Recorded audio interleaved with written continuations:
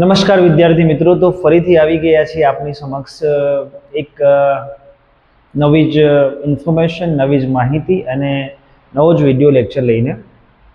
તો આપણે આપને કહ્યું હતું વિદ્યાર્થીઓ લાસ્ટ વિડીયોમાં કે જ્યારે પણ હવે આવશું ત્યારે આપની જે ધોરણ 9ની જે ભાવિકની અસાઇનમેન્ટની સિરીઝ છે એનું સોલ્યુશનમાં જે વિષયનું સોલ્યુશન મારે તમને આપવાનું છે એ સોલ્યુશન પૂરું કરાવવા જઈ રહ્યો છું આ વિડીયો લેક્ચર્સમાં.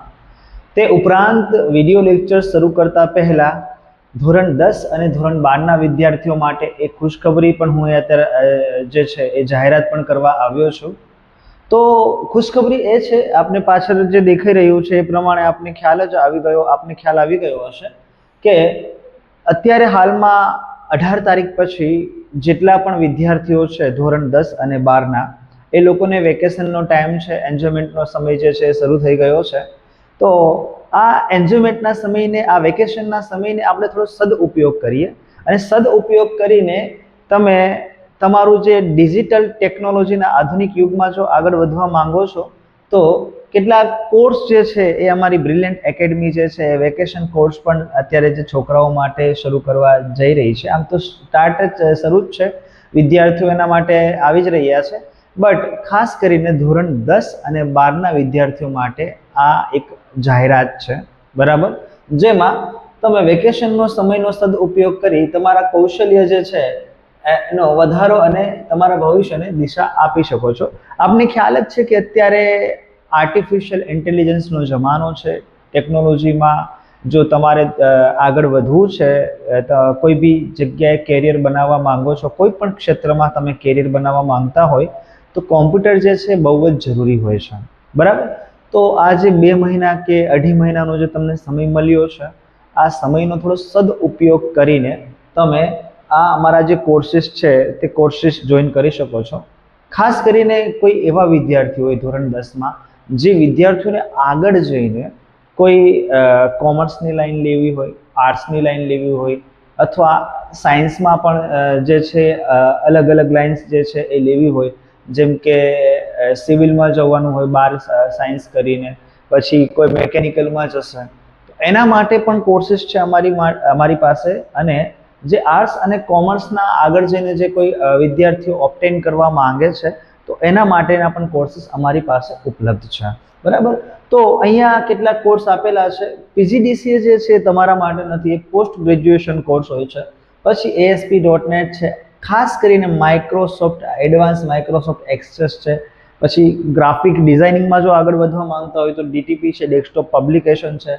અને જે લોકો એકાઉન્ટમાં આગળ વધવા માંગે છે, જે લોકો એવું ઈચ્છી રહ્યા છે કે આગળ જઈને મારે કોમર્સમાં અને એકાઉન્ટન્ટ તરીકે સારી એવી કેરિયર બનાવવું છે મારું, બરાબર, તો એકાઉન્ટમાં ફક્ત કોમર્સ ભણવાથી કે એનું જે થિયરિકલી નોલેજ કે પ્રેક્ટિકલી નોલેજ સાથે સાથે જો તમને ટેકનિકલી કોમ્પ્યુટરમાં પણ એકાઉન્ટ સારી રીતે લખતા આવડે તો એ બહુ સારો એવો કોર્સ છે. Tally prime GS with GST જે અહીંયા કરાવવામાં આવી રહ્યો છે, એમાં પણ તમે ઓબ્ટેન કરી શકો છો, એ પણ ચૂઝ કરી શકો છો. તે ઉપરાંત માઇક્રોસોફ્ટ ઓફિસ, તો કેટલાક વિદ્યાર્થીઓ જે સાવ બેઝિક લેવલથી જે છે શરૂ કરવા માંગે છે. હા, તમે 10મા ધોરણમાં ઓપન ઓફિસ છે એ તમે કર્યું હશે, જેમાં રાઇટર જો ભણ્યા હશો, ઇમ્પ્રેસ ભણ્યા હશો, કેલ્સી તો ભણ્યા જ હશો. તો આ બધી વસ્તુમાં એડવાન્સ કઈ રીતે જવાય, એડવાન્સ એક્સેલ કઈ રીતે શીખાય, આ બધા જ જે કોર્સીસ જે છે અહીંયા તમારી સમક્ષ હું લાવ્યો છું. તો જલ્દીથી આ કોઈ કોર્સમાં જો તમે જોડાવા માંગતા હોય, અને અહીંયા લખ્યું છે કે કેવળ ડિગ્રી નહીં પણ પૂરી કરે કોમ્પ્યુટર સ્કિલથી ભવિષ્ય સેફ અને બ્રાઇટ બનાવો. ફક્ત તમારી પાસે આગળ ડિગ્રી હશે તો ડિગ્રીથી જ નહીં ચાલે. કોઈ બી જગ્યાએ ઇન્ટરવ્યૂમાં જશો તો સાથે સાથે તમારી પાસે માંગશે કે ભાઈ કોમ્પ્યુટરમાં કેટલું નોલેજ છે, અને કોમ્પ્યુટરમાં જો નોલેજ તમે કહેશો, ઓરલી તમે ત્યાં જવાબ આપશો, તો ઓરલી જવાબ આપવા કરતાં પણ તમારી પાસે કોમ્પ્યુટરના કેટલા સર્ટિફિકેટ, કેટલી ડિગ્રી જે છે એ અવેલેબલ છે, તમે કેટલી ડિગ્રી ધરાવો છો એ પણ મહત્વનું હોય છે, બરાબર. અને ખાસ કરીને જો કોઈ સરકારી ભરતી એટલે કે આવનાર જે સ્પર્ધાત્મક પરીક્ષામાં જવા માંગતા હોય તો એમની માટે CCC નો જે બેઝિક કોર્સ છે, બરાબર, એ કોર્સ પણ કરાવવામાં આવે છે, જે બહુ જ કામમાં આવે છે. CCC નું સર્ટિફિકેટ છે, આપણને ખ્યાલ જ છે.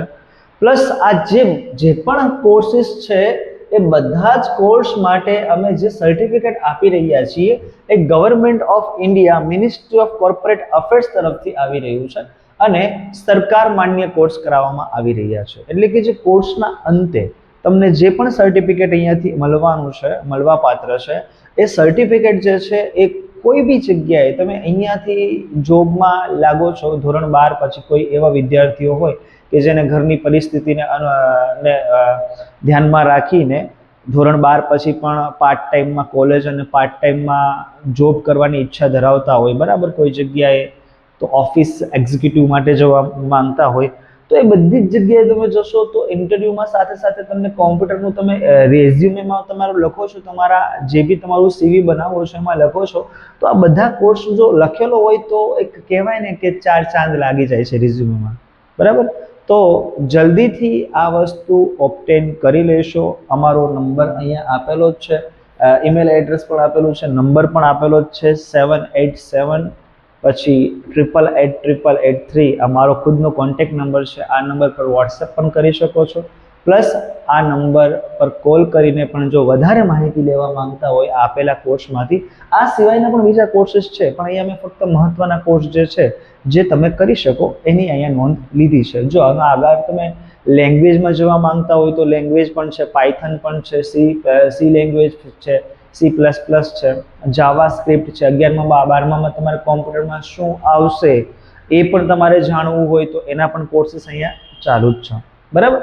તો જલ્દીથી કોલ કરશો, બરાબર, જલ્દીથી અમે રાહ જોઈ રહ્યા છીએ તમારા કોલની. તો જલ્દીથી કોલ કરીને અમને જણાવશો કે તમે આ કોર્સમાંથી કયો કોર્સ કરવા માંગો છો, બરાબર. વિદ્યાર્થીઓ, હવે એક બીજી માહિતી પણ છે. કોમ્પ્યુટર કોર્સની તો માહિતી મેં આપી જ દીધી છે.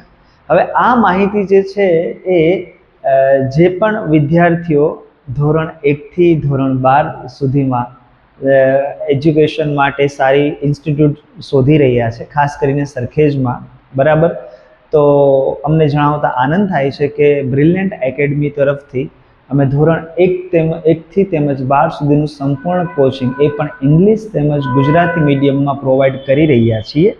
અને બોર્ડની વાત કરીએ તો GSEB બોર્ડ, CBSE, ICSC અને NCERTનું જે બોર્ડના જે વિષયો જે છે એના જે સબ્જેક્ટ જે છે એનું અહીંયાથી કોચિંગ આપવામાં આવે છે. ફક્ત કોચિંગ જ નહીં પણ કન્સેપ્ટ ક્લિયર કોચિંગ આપવામાં આવે છે. અહીંયા જે છે એ ગોખવામાં નથી આવતું, કોઈ પણ વસ્તુની ગોખણપટ્ટી કરાવવામાં નથી આવતી કે ચલો તમને ખાલી લર્ન કરાવી દઈએ, એવું નથી.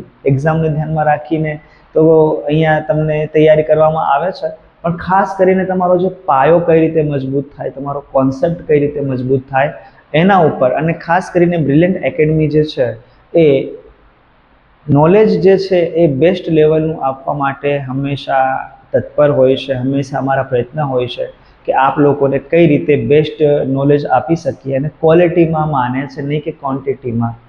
કેટલું ભણાવો એ મહત્વનું નથી, પણ કેવું ભણાવો છો એ મહત્વનું હોય છે. તો વિદ્યાર્થીઓને કેમ સારી રીતે સમજ પડે એના માટે અમે તત્પર છીએ. બ્રિલિયન્ટ એકેડમીમાં સ્ટાફમાં અલગ અલગ ફેકલ્ટીઝ પણ છે. સાયન્સ માટેના ફેકલ્ટીઝ છે, મેથ્સ માટેના ફેકલ્ટીઝ છે, બરાબર, પછી એકાઉન્ટ્સ માટેના ફેકલ્ટીઝ પણ છે, બરાબર, ઇકોનોમિક્સ માટેના પણ ફેકલ્ટીઝ છે. એટલે જે બી 11 જો આમાંથી કોઈ વિદ્યાર્થીઓ અત્યારે ધોરણ 10માં પાસ એક્ઝામ આપી ચૂક્યા છો અને એ વિચારી રહ્યા છે કે હવે 11-12 માટે શું લેવું, આર્ટ્સ લેવું, કોમર્સ લેવું, સાયન્સ લેવું, અને એ પણ કોઈ પ્રશ્નો છે તો આવો, બિંદાસ આવો બ્રિલિયન્ટ એકેડમીમાં, અને તમારા જે પણ એ છે ફ્રીમાં તમને માર્ગદર્શન આપવામાં આવશે. એવું કોઈ જરૂરી નથી કે અહીંયા તમે આવો છો તો અહીંયા એડમિશન લેવું જ જરૂરી છે. કોઈ પણ વિદ્યાર્થીઓને કોઈ પણ મનમાં ક્વેશ્ચન છે, એડમિશન બાબત ક્વેશ્ચન છે, કોમ્પ્યુટર કોર્સ બાબત ક્વેશ્ચન છે કે આગળ શું કરવું, ભવિષ્યમાં શું કરવું, તો એ પોતાના વાલી સાથે, પોતાના માતા પિતા સાથે અહીંયા અમારી એકેડમીની જે છે મુલાકાત લઈ શકે છે. એમનો તો કન્ફ્યુઝન દૂર કરવામાં આવશે જ, પણ સાથે સાથે એમના વાલી, જે એમના જે પાલ્ય જે છે, એમના માતા પિતા છે, એમનું પણ કન્ફ્યુઝન અહીંયા દૂર કરવામાં આવશે, બરાબર. તેમજ 1 થી 12, 11 અને 12માં તમે જુઓ છો આર્ટ્સ, કોમર્સ, સાયન્સ 3 સ્ટ્રીમમાં અમે અહીંયા આર્ટ્સના પણ વિષયો, કોમર્સના પણ વિષયો જે છે અને સાયન્સના પણ વિષયો જે છે, આ બધી જ વસ્તુનું અમે અહીંયા જે છે કોચિંગ પૂરું પાડી રહ્યા છીએ. અને બાકીની એકેડમીમાં તમે જુઓ છો કે મેઇન 4 વિષય કે મેઇન 5 વિષય હોય છે. અહીંયા એવું નથી. બાકીના બધા જ વિષયો જે છે એના ઉપર પૂરતું ધ્યાન આપવામાં આવતું હોય છે. કોઈ વિષય જે છે અમે અહીંયા બાકી રાખતા નથી. અને સમય પણ જે રોજનો હોય છે અહીંયા બીજી એકેડમી કરતાં અમે વધારે સ્ટુડન્ટને ફાળવીએ છીએ અને પર્સનલ ગ્રોથ કઈ રીતે સ્ટુડન્ટનો થાય એનું પણ અમે ધ્યાન રાખતા હોઈએ છીએ. તો એડમિશન લેવા માટે જે પણ લોકો વિચારી રહ્યા છે, ખાસ કરીને સરખેજમાં, તો એક સારું એવું ઓપ્શન એમની પાસે ઉપલબ્ધ છે, બ્રિલિયન્ટ એકેડમીના નામનું. તો આપ આવો, બિંદાસ આવો, આપનું વેલકમ છે. અને અમારી એકેડમીમાં એકવાર ખાલી મુલાકાત લો. આપનો જે પણ પ્રોબ્લેમ હશે, જો પણ ડાઉટ્સ હશે એજ્યુકેશનની બાબતમાં, એ અહીંયા સોલ્વ કરવામાં આવશે. ધન્યવાદ. લેક્ચર્સ જે છે મારો સ્પેશિયલી ધોરણ 9ના વિદ્યાર્થીઓ માટે છે, જેમને આવનાર વાર્ષિક પરીક્ષામાં જે કહેવાતો અટપટો વિષય ઇંગ્લિશ જે છે એના ખાસ કરીને ગ્રામર્સના જે ટોપિક્સ જે છે એ કવર કરવાની મેં અહીંયા પ્રયત્ન કર્યો છે. અને મારો પ્રયત્ન છે કે સારી રીતે એ સમજી શકે.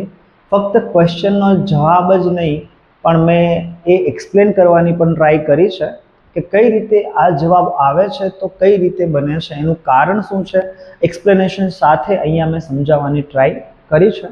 તો બસ એક વિડીયોઝ લેક્ચર શરૂ કરતા પહેલાં આપણે ચોક્કસ કહીશ કે અમારી એકેડમી તેમજ અમારી આ યુટ્યુબ ચેનલ જે છે એ નવી છે. તો અમારા વિડીયોઝને લાઇક્સ કરશો, શેર કરશો, કોમેન્ટ કરશો.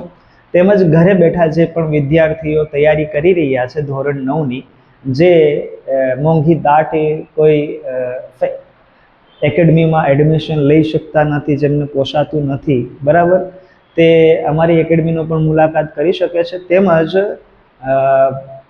ઘરે બેઠા અમે વિડીયો લેક્ચર્સ એમને પણ શેર કરજો, બરાબર, જે ખાસ કરીને ગરીબ ઘરના બાળકો હોય, તો જે એકેડમીમાં એજ્યુકેશન નથી લઈ શકતા, તો તે ઘરે બેઠા એ લોકોને કંઈક વિડીયો લેક્ચર્સ જે છે દ્વારા કંઈક ને કંઈક મળતું રહે, બરાબર.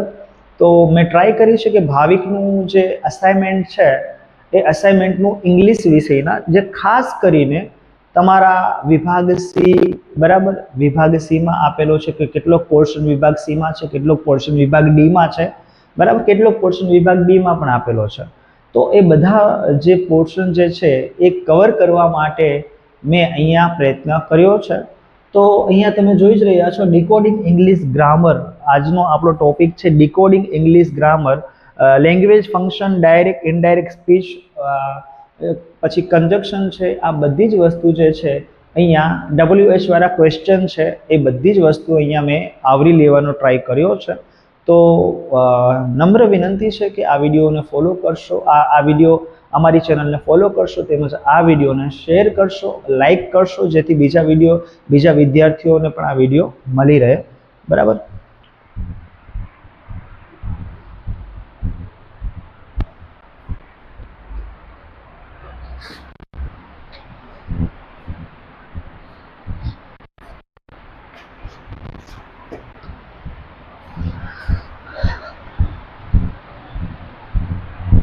ઓકે, તો તમારું જે અસાઇનમેન્ટ છે એમાં અસાઇનમેન્ટ માટે મેં આની એક પીડીએફ પણ આપેલી જ છે.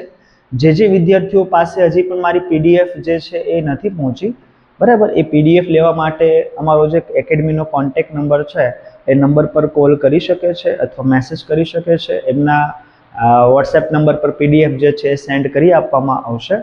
અને સોલ્યુશન જે છે એનું આખું લગભગ મેં 4 વિષયનું સોલ્યુશન આપી દીધું છે, બરાબર. અને હજી એક વિષયનું ધોરણ 9 માટે બનાવીશ, ખાસ કરીને સંસ્કૃત જે છે એનું પણ બનાવીશ, સોલ્યુશન આગળ આપીશ, બરાબર. તો બસ લાઇક્સ કરશો. અને હવે આપણે આગળ વધીએ છીએ આપણે. અને હા, વિડીયો જોતા તમે સાથે તમારે કઈ વસ્તુ નોટ્સ કરવી હોય તો સાથે નોટ પેન લઈને બેસજો, બરાબર. અને પૂરો વિડીયો જોજો. પૂરો વિડીયો જોશો તો જ ખબર પડશે, બરાબર. કોન્સેપ્ટ અધૂરો રહેશે તો કંઈ એની મજા નથી સાહેબ. તો પૂરો વિડીયો જોશો તો જ તમને ખ્યાલ આવશે, બરાબર. ચલો, જો ખાસ કરીને તમારું જે ફંક્શન જે છે એ મેં અહીંયા લેવાનું ટ્રાય કર્યું છે. તો પહેલું જ વસ્તુ આપેલું છે તમારું સી વિભાગમાં કે match the function and expression, match the sentence with the expression. એટલે કે એક બાજુ તમને સેન્ટેન્સ આપ્યા છે, એક બાજુ તમને વાક્ય આપ્યા છે અને સામેની બાજુ એના એક્સપ્રેશન આપ્યા છે. એક્સપ્રેશનનો મતલબ શું છે? હાવભાવ. બરાબર. તો આ બંને વસ્તુને તમારે શું કરવાની છે? મેચ કરવાની છે. કે જે આ સેન્ટેન્સ છે તો એ સેન્ટેન્સ જે છે એ કયા પ્રકારનું એક્સપ્રેશન દર્શાવે છે, એ કયા પ્રકારનો હાવભાવ દર્શાવે છે. એમાં ખુશીનો હાવભાવ રહ્યો છે, એમાં દુઃખનો હાવભાવ રહ્યો છે, એમાં સરપ્રાઈઝનો હાવભાવ રહ્યો છે, એમાં પ્રશ્નોત્તરી કરવાનો આ હાવભાવ રહ્યો છે, એમાં કોઈ પણ પ્રકારનો રિપોર્ટ કરવાનો હાવભાવ રહ્યો છે. તો આ બધી જ વસ્તુ જે છે એક વિભાગ એ આપેલો છે આપને અને એક વિભાગ બી આપેલો છે. તો વિભાગ એ સાથે આપણે વિભાગ એ ના સેન્ટેન્સ સાથે આપણે વિભાગ બી નું જે ફંક્શન છે એ મેચ કરવાનું છે. આ વિભાગમાં એટલું છે. બરાબર. આ પ્રશ્નમાં એટલું છે. આ વિભાગમાં જે આગળ જશો તો બીજા પ્રશ્ન બને છે, પણ અત્યારે જોઈએ તો પહેલું સેન્ટેન્સ છે અને સામે એનું એક્સપ્રેશન છે અને સામે એનો આન્સર પણ મેં અહીંયા આપણને લખી આપ્યો છે. પણ હા, આ પ્રશ્ન ગોખવા બેસશો તો ખબર પડશે નહીં. આ પ્રશ્નનો જવાબ આપવા માટે આ પ્રશ્ન જ્યારે તમે સમજી રહ્યા હોય તો જે વસ્તુ ઉપર ભાર આપવાનો છે એ મેં મટીરિયલ બનાવતા સમયે બહુ જ બારીકાઈથી એ વસ્તુ પર અહીંયા હાઇલાઇટ કરવામાં આવેલી છે કે જે વસ્તુ પર તમારે ભાર આપવાનો છે. બરાબર. તો પહેલું સેન્ટેન્સ છે હાઉ ઇન્ટેલિજન્ટ યુ આર. પહેલું સેન્ટેન્સ કયું છે? How intelligent you are. હવે આ હાઉ ઇન્ટેલિજન્ટ યુ આર જે છે એમાં તમે જુઓ છો તો પહેલા તો આપણને પ્રશ્ન થાય કે હાઉ થી વાક્ય શરૂઆત થઈ છે, તો આ તો નક્કી કોઈ ઇન્ટ્રોગેટિવ સેન્ટેન્સ હશે, એટલે કે પ્રશ્નાર્થ વાક્ય હશે. પણ સાહેબ પ્રશ્નાર્થ વાક્ય હશે તો પાછળ જે છે ક્વેશ્ચન માર્ક ઇન્ટ્રોગેટિવ માર્ક્સ હોવો જરૂરી છે. પણ અહીંયા ઇન્ટ્રોગેટિવ કોઈ માર્ક્સ કે કોઈ ક્વેશ્ચન માર્ક ને અહીંયા આપેલો છે નહીં. બરાબર. પ્લસ બીજી વસ્તુ તમે જોશો કે હાઉ જે છે એને લાસ્ટમાં જે છે એ એક્સક્લેમેટરી માર્ક્સ આપેલો છે આપણને, એટલે કે ઉદ્ગાર ચિહ્ન આપેલું છે આપણને. અને આ વાક્યને જો તમે એકદમ પરફેક્ટ બોલવા જશો તો થશે how intelligent you are. How, how એટલે કે આપણી આંખો ફાટી રહેશે ભાઈ. હાઉ મતલબ અહીંયા જે છે એ ભાવ શેનો આવે છે? સરપ્રાઈઝનો ભાવ આપણે રજૂ કરી રહ્યા છીએ. કેવો ભાવ રજૂ કરી રહ્યા છીએ? સરપ્રાઈઝ. સરપ્રાઈઝનો મતલબ થાય છે કે આશ્ચર્યનો ભાવ આપણે રજૂ કરી રહ્યા છીએ, કે આપણને આશ્ચર્ય લાગે છે. જ્યારે પણ આપણે બોલીએ છીએ તો આપણને આશ્ચર્ય લાગે છે. એટલા માટે આ જે છે એ સરપ્રાઈઝ ના ફંક્શન સાથે મેચ થશે. યાદ રાખો સાહેબ, ઇંગ્લિશમાં જ્યારે પણ વાક્યની શરૂઆતમાં હાવ આપેલું હોય અથવા તો વાક્યની શરૂઆતમાં વોટ આપેલું હોય, પણ યાદ રાખશો સાહેબ, વોટ આપેલું હોય તો પાછળ આર્ટિકલનો ઉપયોગ હશે એ અથવા એન. જ્યારે હાવથી વાક્ય શરૂઆત થાય છે ત્યારે આર્ટિકલનો ઉપયોગ થતો નથી, ડાયરેક્ટ એનું વિશેષણ લેવામાં આવે છે. ખબર પડી હું કહું છું એમાં સર? બરાબર. તો હાઉ ઇન્ટેલિજન્ટ યુ આર. તો આ બે વસ્તુ ઉપર અહીંયા ધ્યાન આપવાની છે કે હાઉ અને અહીંયા જે મેં હાઇલાઇટ કરેલી જ છે ઓલરેડી, હાઉ પ્લસ ઉદ્ગાર ચિહ્ન. બરાબર. તો બીજી રીતે પણ પૂછી શકે છે સાહેબ, હાઉની જગ્યાએ વોટ આપેલું હોય. હાઉની જગ્યાએ શું આપેલું હશે? વોટ આપેલું હશે. પણ વોટ આપેલું હશે તો અહીંયા ઓબ્વિયસ છે, ફરજિયાત આર્ટિકલ એ અથવા એન નો ઉપયોગ વોટ પછી તરત હશે. પણ સાહેબ આપણે પછી ભાવુક થઈને એવું નહીં કરવાનું કે વોટ આપેલું છે એટલે આ વોટ થી જે WS થી જે વાક્ય ચાલુ થતું હોય ક્વેશ્ચન માર્ક જ ઇન્ટ્રોગેટિવ સેન્ટેન્સ જ હોય, એવું જરૂરી નથી સાહેબ. વોટ આપેલું છે તો તમારે લાસ્ટમાં વાક્ય પૂરું થાય છે. બરાબર. જેમ કે what an interesting idea.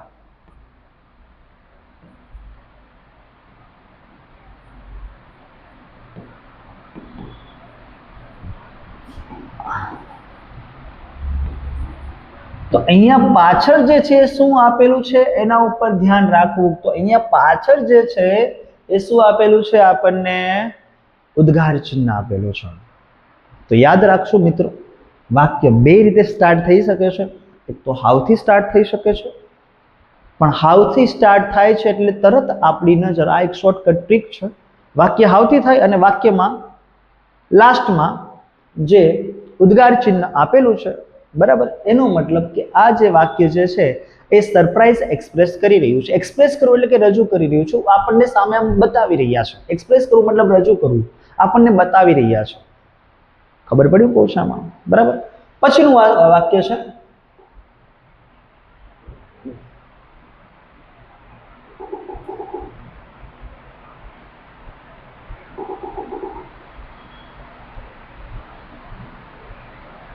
Raju will eat either an apple or an orange. વાક્ય ભવિષ્યકાળનું છે, બટ અહીંયા એક ઓપ્શન આપેલું છે આઈધર ઓર. આઈધર ઓર નો મતલબ શું થશે કે જ્યારે સાહેબ તમારી પાસે એક કરતા વધારે ઓપ્શન અવેલેબલ છે, અલ્ટરનેટિવ અવેલેબલ છે. અલ્ટરનેટિવ કહેવાય એને. અલ્ટરનેટિવ મતલબ કે તમારી પાસે એક કરતા વધારે ઓપ્શન અવેલેબલ છે કે કાં તો તમે આ કરશો કાં તો આ કરશો. તો જ્યારે આઈધર ઓર વાક્યમાં લેવામાં આવે છે, બરાબર, ને આમાં આઈધર ઓર નો જ ઉપયોગ થાય એવું જરૂરી નથી. આમાં વાક્ય ત્રણ રીતે હજી બનશે. નાઈધર નોર પણ આવી શકે છે, રાધર દેન પણ આવી શકે છે. આ વાક્યમાં ત્રણ રીતે ચેન્જીસ કરવું હોય તો કરી શકાય છે, બરાબર. જેમ કે આ વાક્ય અત્યારે અસર્ટિવ સેન્ટેન્સ છે, એટલે કે વિધાન વાક્ય છે, હકારાત્મક વાક્ય છે, હકારાત્મક વાક્ય છે, બરાબર. જેમ કે Raju will eat either an apple or an orange. મતલબ શું થશે સાહેબ કે રાજુ કાં તો સફરજન ખાશે અથવા તો ઓરેન્જ ખાશે. બે માંથી એક, અલ્ટરનેટિવ. ખબર પડી? પણ આ બે માંથી એક ક્યારે યુઝ કરી શકો? જ્યારે રાજુ પાસે ઓપ્શન હોય. તો રાજુ પાસે બે ઓપ્શન છે ભાઈ. રાજુને સફરજન ખાવું હોય તો સફરજન ખાશે, રાજુને નારંગી ખાવી હોય તો નારંગી ખાશે. ખબર પડી કહું છું એમાં સાહેબ? તો અહીંયા જ્યારે પણ આપણને બે ઓપ્શન અવેલેબલ હોય, અથવા આ વાક્યને મારે નેગેટિવ સેન્ટેન્સ બનાવવું હોય તો કઈ રીતે બનાવશો કે રાજુ વિલ નોટ, અથવા રાજુ, અહીંયા આપણે સેન્ટેન્સ બીજી રીતે બનાવીએ. જો હવે આપણે સેન્ટેન્સને નેગેટિવ બનાવવું તો કઈ રીતે બનાવશું? તો અહીંયા આપણે આઈધર જે છે એમાં નાઈધર યુઝ કરી દો. નાઈધર જે છે એમાં નાઈધર નો યુઝ કરશો, નાઈધર નોર. નાઈધર નો મતલબ આ પણ નહીં અને આ પણ નહીં. નાઈધર નો મતલબ શું થાય છે સાહેબ કે આ પણ નહીં ખાય અને આ પણ નહીં ખાય, બરાબર. તો અહીંયા એવું બનાવી શકે Raju will eat neither an apple or an orange. Raju આ પણ નહીં ખાશે અને આ પણ નહીં ખાશે, એટલે કે રાજુને કંઈક ત્રીજી જ વસ્તુ ખાવી છે ભાઈ. રાજુને સફરજન પણ નથી ભાવતું ભાઈ, અને રાજુને નારંગી પણ નથી ભાવતી. પણ અહીંયા જ્યારે છે નાઈધર અને નોર નો ઉપયોગ કરવામાં આવે છે તો વાક્ય જે છે સાહેબ એ નેગેટિવ બની જાય છે. ખબર પડી હું કહું છું એમ? બરાબર. પ્લસ બીજી વાત કરીએ, રાધર ધેન અગ્રિમતા આપવી હોય કોઈ વસ્તુમાં. રાધર ધેન નો મતલબ શું થાય છે કે એક વસ્તુને તમે અગ્રિમતા આપો છો. તમારી પાસે બે વસ્તુ છે સામે, તમારી પાસે બે ઓપ્શન છે, પણ તમે જ્યારે એક ઓપ્શન છોડીને બીજા ઓપ્શન પર વધારે ફોકસ કરો છો ત્યારે રાધર ધેન નો ઉપયોગ કરી શકો છો. પ્રેફરન્સની વસ્તુ આવે છે જ્યારે, ખાસ કરીને પ્રેફરન્સ દર્શાવવો હોય ત્યારે રાધર ધેન નો ઉપયોગ કરી શકો છો. જેમ કે રાજુ વિલ eat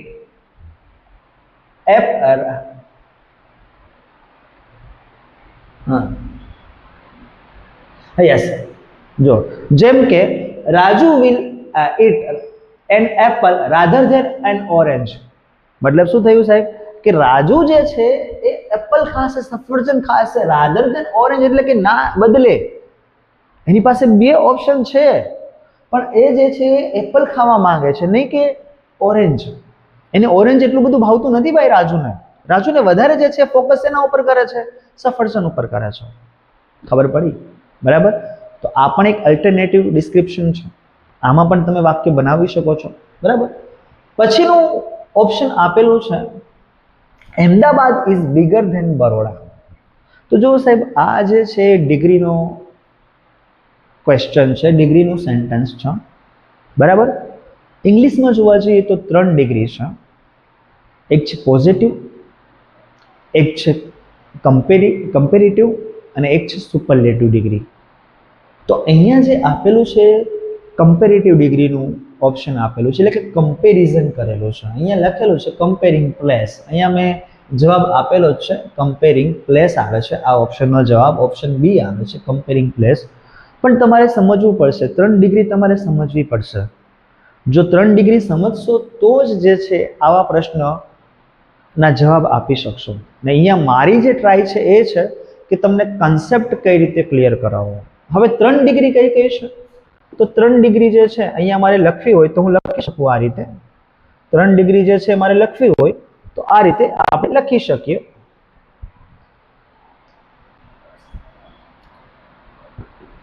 જેમ કે વાક્ય એક છે,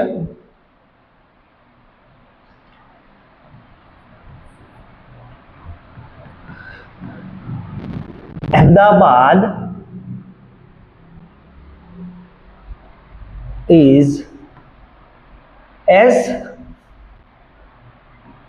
clean as બરોડા. અહીંયા વાક્ય એક છે. બીજું વાક્ય છે આપણી સામે, જેમ અહીંયા ઓપ્શનમાં આપેલું આપણને પ્રશ્નમાં પૂછાયેલું છે એ જ રીતે વાક્ય લઈએ છીએ. Ahmedabad is bigger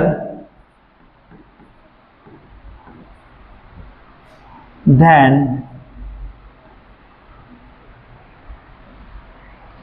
Baroda.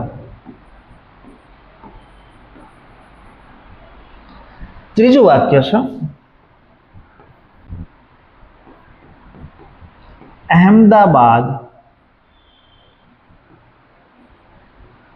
is,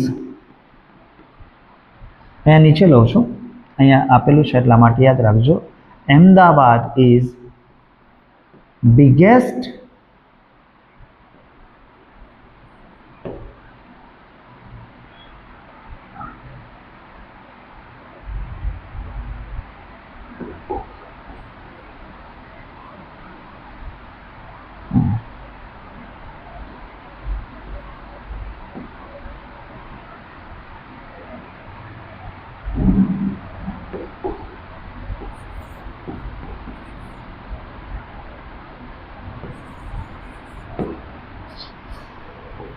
city in Gujarat.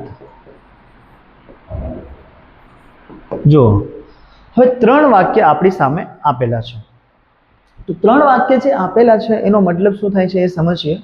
કે પહેલું વાક્ય શું છે કે Ahmedabad is as clean as Baroda.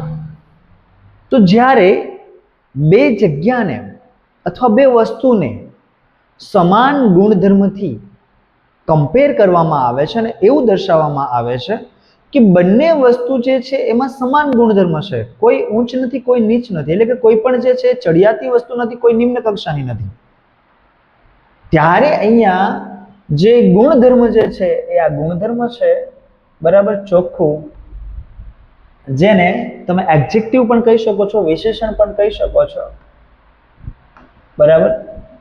તો અહીંયા એડજેક્ટિવની આગળ પણ એઝ લાગેલો છે, એડજેક્ટિવની પાછળ પણ એઝ લાગેલો છે બરાબર. ખબર પડી હું છે એમાં? ત્યારે આ જે છે સમાન ગુણધર્મથી બે વસ્તુની કમ્પેરિઝન કરવામાં આવે છે, તેને પોઝિટિવ ડિગ્રી કહેવાય. એટલે કે પોઝિટિવ ડિગ્રીમાં યાદ રાખશો હંમેશા એવું જ દર્શાવવામાં આવે કે બંને સરખું છે, કોઈ એક જે છે એ ચડિયાતું નથી, કોઈ એક નિમ્ન કક્ષાનું નથી, બંનેના જે ગુણ છે એ સમાન છે, બંને જે વસ્તુ છે એ સમાન મહત્વ ધરાવે છે. જ્યારે આવું દર્શાવવું હોય ત્યારે તમારે પોઝિટિવ ડિગ્રીનો ઉપયોગ કરવો પડતો હોય છે બરાબર. પણ જ્યારે વાક્યમાં તમારે કોઈ એક વસ્તુ બીજી વસ્તુ કરતા ચડિયાતી છે, તો અહીંયા અમદાવાદ જે છે એને બરોડા કરતા ચડિયાતું દર્શાવવામાં આવ્યું છે. અમદાવાદને બરોડા કરતા શું દર્શાવવામાં આવ્યું છે? ચડિયાતું દર્શાવવામાં આવ્યું છે.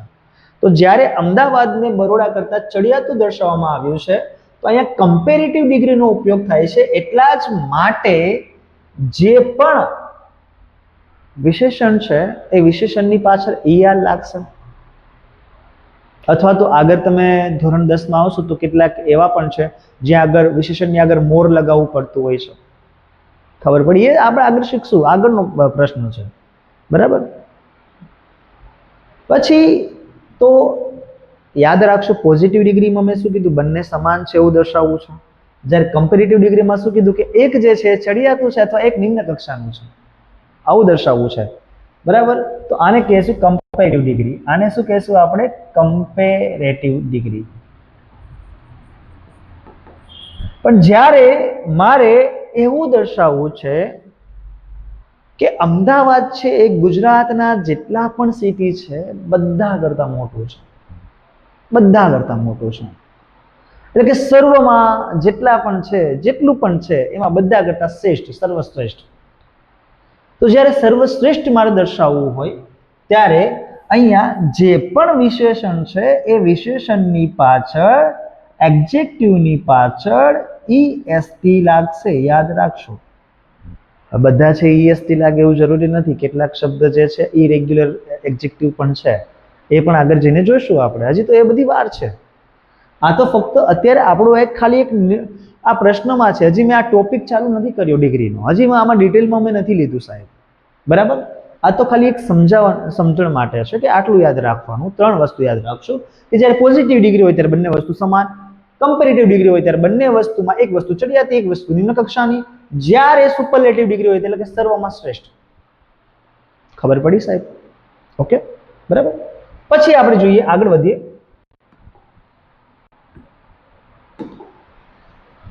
તો અહીંયા આપેલું જ છે કે બે સ્થળ વચ્ચેની, જો મેં બાજુમાં તમે ધ્યાન આપતા જશો, સાથે સાથે એક્સપ્લેનેશન પણ આપેલો છે કે કયા જ્યારે ઓર બેમાંથી એક વિકલ્પ હોય ત્યારે અલ્ટરનેટિવ, આ બધું વસ્તુ આપેલું છે. આ પણ ધ્યાન રાખશો તમે જ્યારે. એટલા માટે કહું છું વિડીયો શાંતિથી જોજો અને પૂરો જોજો, તો જ ખબર પડશે અને તો જ કોન્સેપ્ટ ક્લિયર થશે. ના એટલા માટે વિડીયોઝ અહીંયા હું મૂકી રહ્યો છું, એટલા માટે હું સમજૂતી આપી રહ્યો છું કે માની લો વાર્ષિક એક્ઝામમાં તમને કામ તમને આમ પકડાવવામાં આવે છે, સીધા કાન નહીં પકડવા, આપણે આમ પકડવાનું કે સાહેબ આમ પકડો, આમ. तो શું કરશો? કન્ફ્યુઝન है, સોલ્યુશન कुछ पता नहीं, ત્યારે પછી એવું ન કહેવાય સાહેબ હું તો આની તૈયારી કરીને આવ્યો હતો, આ ક્યાં આવી ગયું? ખબર પડી? યાદ રાખશો. એટલા માટે આ એક્સપ્લેનેશન આપી રહ્યો છું, એટલા માટે કન્સેપ્ટ ઉપર ભાર મૂકી રહ્યો છું કે જો તમારો કન્સેપ્ટ ક્લિયર હશે, પ્રશ્ન XYZ ગમે તેવો પૂછે એનો કોઈ ફરક નહીં પડતો સાહેબ, બરાબર. ચલો પછી જઈએ આપણે સાહેબ, આગળ વધીએ. એક મેચિંગ પૂરું થઈ ગયું છે, મેચિંગ ફંક્શન. હવે બીજું મેચિંગ ફંક્શન છે. થોડી સ્પીડમાં આપણે આગળ વધશું. આ એટલા માટે સમજાવું, જો વિડીયો મોટો બનશે પણ વિડીયો પૂરો જોજો સાહેબ, અને ફાસ્ટ બની શકે. અને જો પૂરો જોવાનો ટાઈમ નથી, આપણે તો સાહેબ બહુ બિઝી પર્સન નથી, તો તમારી ખબર નહીં કે તમે શું શું કામ લઈને બેઠા છો, સાથે સાથે ભણવાની સાથે સાથે રીલ્સ જોવાનું કામ હશે, કેટલાને બહાર ક્રિકેટ રમવા જવાનું કામ હશે. પણ એ સાહેબ હવે આવતા થોડા બહુ જૂજ દિવસો વધ્યા છે આપણી સામે, તો પૂરું ફોકસ આપણે આમાં કરી લઈએ, બરાબર. ચલો, તો ફંક્શન છે બીજું, Rocky can run fast. Rocky can run fast. તો જો અહીંયા મેં શબ્દ જે છે હાઇલાઇટ કર્યો છે કેન. તો જ્યારે પણ હું કેન વાક્યમાં લઉં છું ત્યારે યાદ રાખશો કે અહીંયા રોકી જે ભાઈ છે એ ભાઈની કાં તો પોસિબિલિટી, એ ભાઈની કાં તો એબિલિટી ઉપર વાત કરવામાં આવી છે, કાં તો શક્યતાઓ માટે વાત કરવામાં આવી છે. તો જ્યારે પણ વાક્યમાં કેન બને છે, આવે છે, ત્યારે તમારે બે વસ્તુ ધ્યાન આપવાની. એક તો પોસિબિલિટીઝ એટલે કે શક્યતાઓ, બરાબર. આપણે શક્યતાઓ દર્શાવી રહ્યા છીએ, મતલબ આગળ જતા ભવિષ્યની વાત છે, બરાબર. કાં તો એબિલિટીની વાત કરી રહ્યા છીએ. જેમ કે આપણે બોલતા હોય છે ને, આઈ કેન ડુ ધીસ, હું આ કરી શકું છું. આઈ કાન્ટ ડુ ધીસ, હું આ નથી કરી શકતો. ખબર પડી? બરાબર. તો ત્યારે વાક્યમાં શું આવશે? કેન આવશે, યાદ રાખશું, બરાબર. ચલો પછીનું છે, Atul must inform his boss. જ્યારે પણ આપણે તમારી કોઈ પણ વ્યક્તિની ફરજ દર્શાવવી હોય, જરૂરિયાત, કમ્પલસરી વસ્તુ, આ ફરજિયાત કરવું જ જોઈએ, ત્યારે આપણે એવું દર્શાવવું હોય, બરાબર, ત્યારે આપણે વાક્યમાં મસ્ટનો ઉપયોગ કરી શકીએ. ખબર પડી સાહેબ? ત્યારે વાક્યમાં શું યુઝ કરી શકીએ આપણે? મસ્ટનો ઉપયોગ કરી શકીએ. જેમ કે તારે આ કરવું જ જોઈએ વસ્તુ, તો એ વ્યક્તિને આપણે એ વસ્તુનું ફરજનું ભાન કરાવી રહ્યા છીએ કે તારે જે છે, જેમ કે અહીંયા વાક્ય આપેલું છે, Atul must inform his boss. Atul કોઈ ઓફિસમાં કામ કરી રહ્યો છે સાહેબ, અને અતુલભાઈ જે છે એ એના બોસને કીધા વગર રજા પાડે તો ચાલે? તમે જ વિચારો, તમે બોસ હોય અતુલના, ને અતુલભાઈ તમને ફોન ન કરે કે સર આજે હું નહીં આવું, અને રજા પાડે 2-3 દિવસ, અને તમે ફોન કરો અતુલભાઈ ક્યાં છે, તો અતુલભાઈ કે સાહેબ આજે તો મને તાવ આવ્યો છે એટલે આવ્યો નથી. તો અતુલભાઈને તમે કહેશો કે તો ભાઈ તમે જાણ તો કરી નથી ઓફિસમાં રજા રાખી છે? તો અતુલભાઈ એમ કે મારી મરજીનો વિષય, એમ ના ચાલે ભાઈ. ખબર પડી? તો અતુલભાઈને ચોક્કસ જાણ કરવી જ જોઈએ એના જે પણ સુપરવાઇઝર છે, જે પણ એના ઉપરી અધિકારી છે એને. ખબર પડી? તો Atul must inform his boss. અતુલને એના બોસને જાણ કરવી જ જોઈએ, ઇન્ફોર્મ કરવું જ જોઈએ. જ્યારે પણ વાક્યમાં તમે નેસેસિટી જેને કહેવાય, એટલે કે ફરજ, જરૂરિયાત, કે આ વસ્તુ આવશ્યકતા, ફરજિયાત પણ દર્શાવવું હોય, ત્યારે વાક્યમાં મસ્ટ. જો અહીંયા બધા વાક્યમાં મેં હાઇલાઇટ કર્યા છે શબ્દ, વર્ડ્સને, કે કયા વર્ડ્સને હાઇલાઇટ, કયા વર્ડ્સ જે છે આ વાક્યને, કયા વર્ડ્સના લીધે આ વાક્ય છે એક્સપ્રેસિંગ નેસેસિટી છે, નેસેસિટી દર્શાવે છે, તો અહીંયા મેં હાઇલાઇટ કર્યા છે, યાદ રાખશો. બરાબર? ચલો પછીનું છે, Manoli would prefer then food without butter. Manoli પાસે 2 ચોઈસ છે ભાઈ.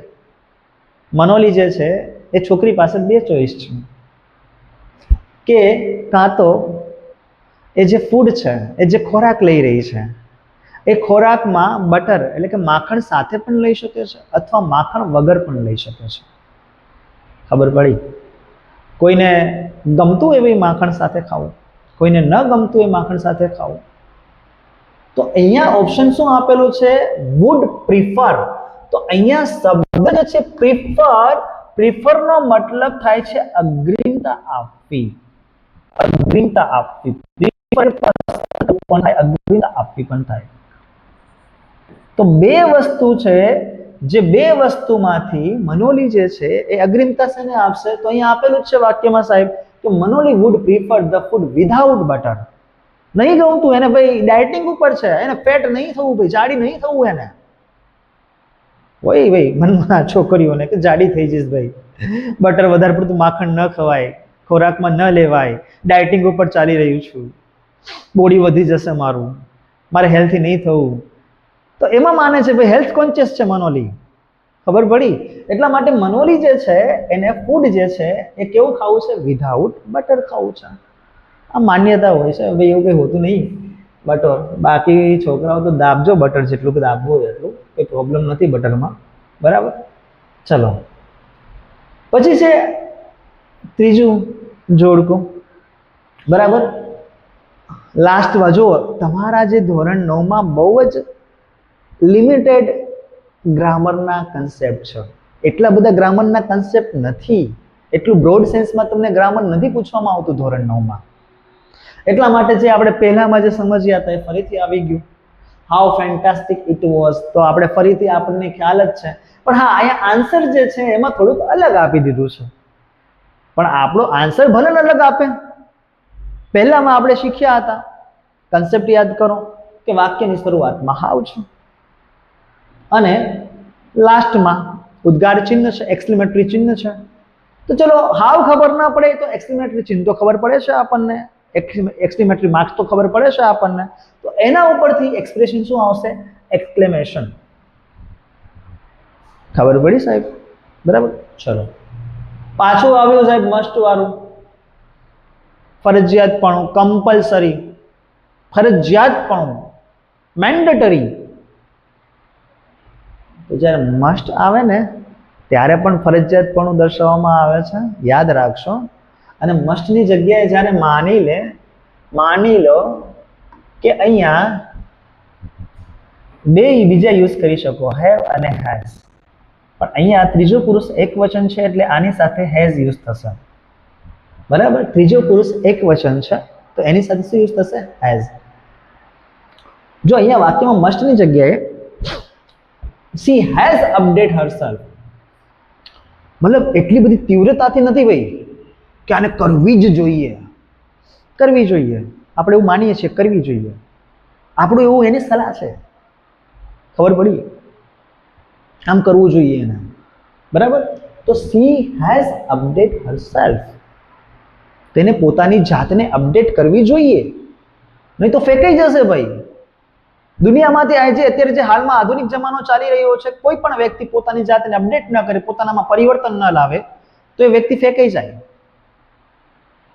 પછી તે સ્કૂલ હોય, કોલેજ હોય, સંસ્થા હોય, XYZ ઓફિસ હોય કે પોતાની લાઈફસ્ટાઈલ હોય, જો તમારે આધુનિક જમાનામાં બન્યા રહેવું હોય તો અપડેટ કરવું જોઈએ. જેમ અમે અપડેટ થઈ રહ્યા છીએ AI બોર્ડ સાથે, ડિજિટલ બોર્ડ સાથે, અમે અમારી એકેડમીને અપડેટ હજી પણ આવનાર સમયમાં હજી પણ જેમ કેમ વધારે સ્ટુડન્ટને આપી શકાય એ વસ્તુ અપડેટ કરી રહ્યા છીએ. શું શું વધારો કરવો જોઈએ એ અમે અત્યારે એ પોઈન્ટ અમે ઓબ્ઝર્વેશન કરી રહ્યા છીએ. હજી તો અમારી શરૂઆત છે, હજી અમારી એકેડમી પાપા પગલી ભરી રહી છે, બરાબર. આગળ જતાં જ્યારે જ્યારે કંઈક લાગશે કે આ વસ્તુ જરૂરી છે તો એ વસ્તુ ચોક્કસ ઇમ્પ્લિમેન્ટ કરવામાં આવશે, બરાબર. ચલો પછી જોઈએ આગળ. તો અહીંયા શબ્દ આપેલો છે મસ્ટ, જે છે એ શું દેખાડે છે? એ કમ્પલ્સન એટલે નેસેસિટી દર્શાવે છે. કમ્પલ્સર એટલે કે ફરજિયાતપણું દર્શાવે છે કે આ વસ્તુ હોવી જ જોઈએ આમ. પછીનો પ્રશ્ન છે since he was late he couldn't reach in time. since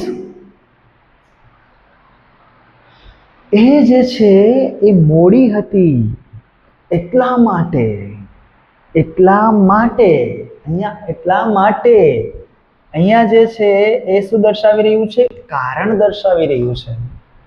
એ મોડી હતી, સોરી હતો, હી આપેલું છે, સોરી સી નથી આપેલું.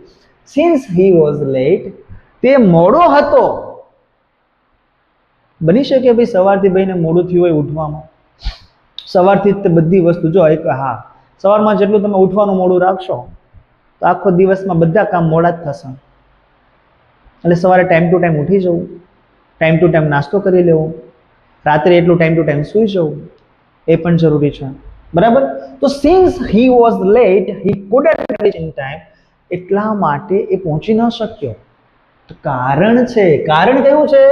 તો કારણ અહીંયા આપેલું છે એટલા માટે અહીંયાથી. તો જ્યારે સિન્સ જે છે એ વાક્યની શરૂઆતમાં આપેલું છે તો કારણ દર્શાવવા આપેલું છે. સિન્સ પછી ડાયરેક્ટ કારણ આપેલું છે, રીઝન આપેલું છે.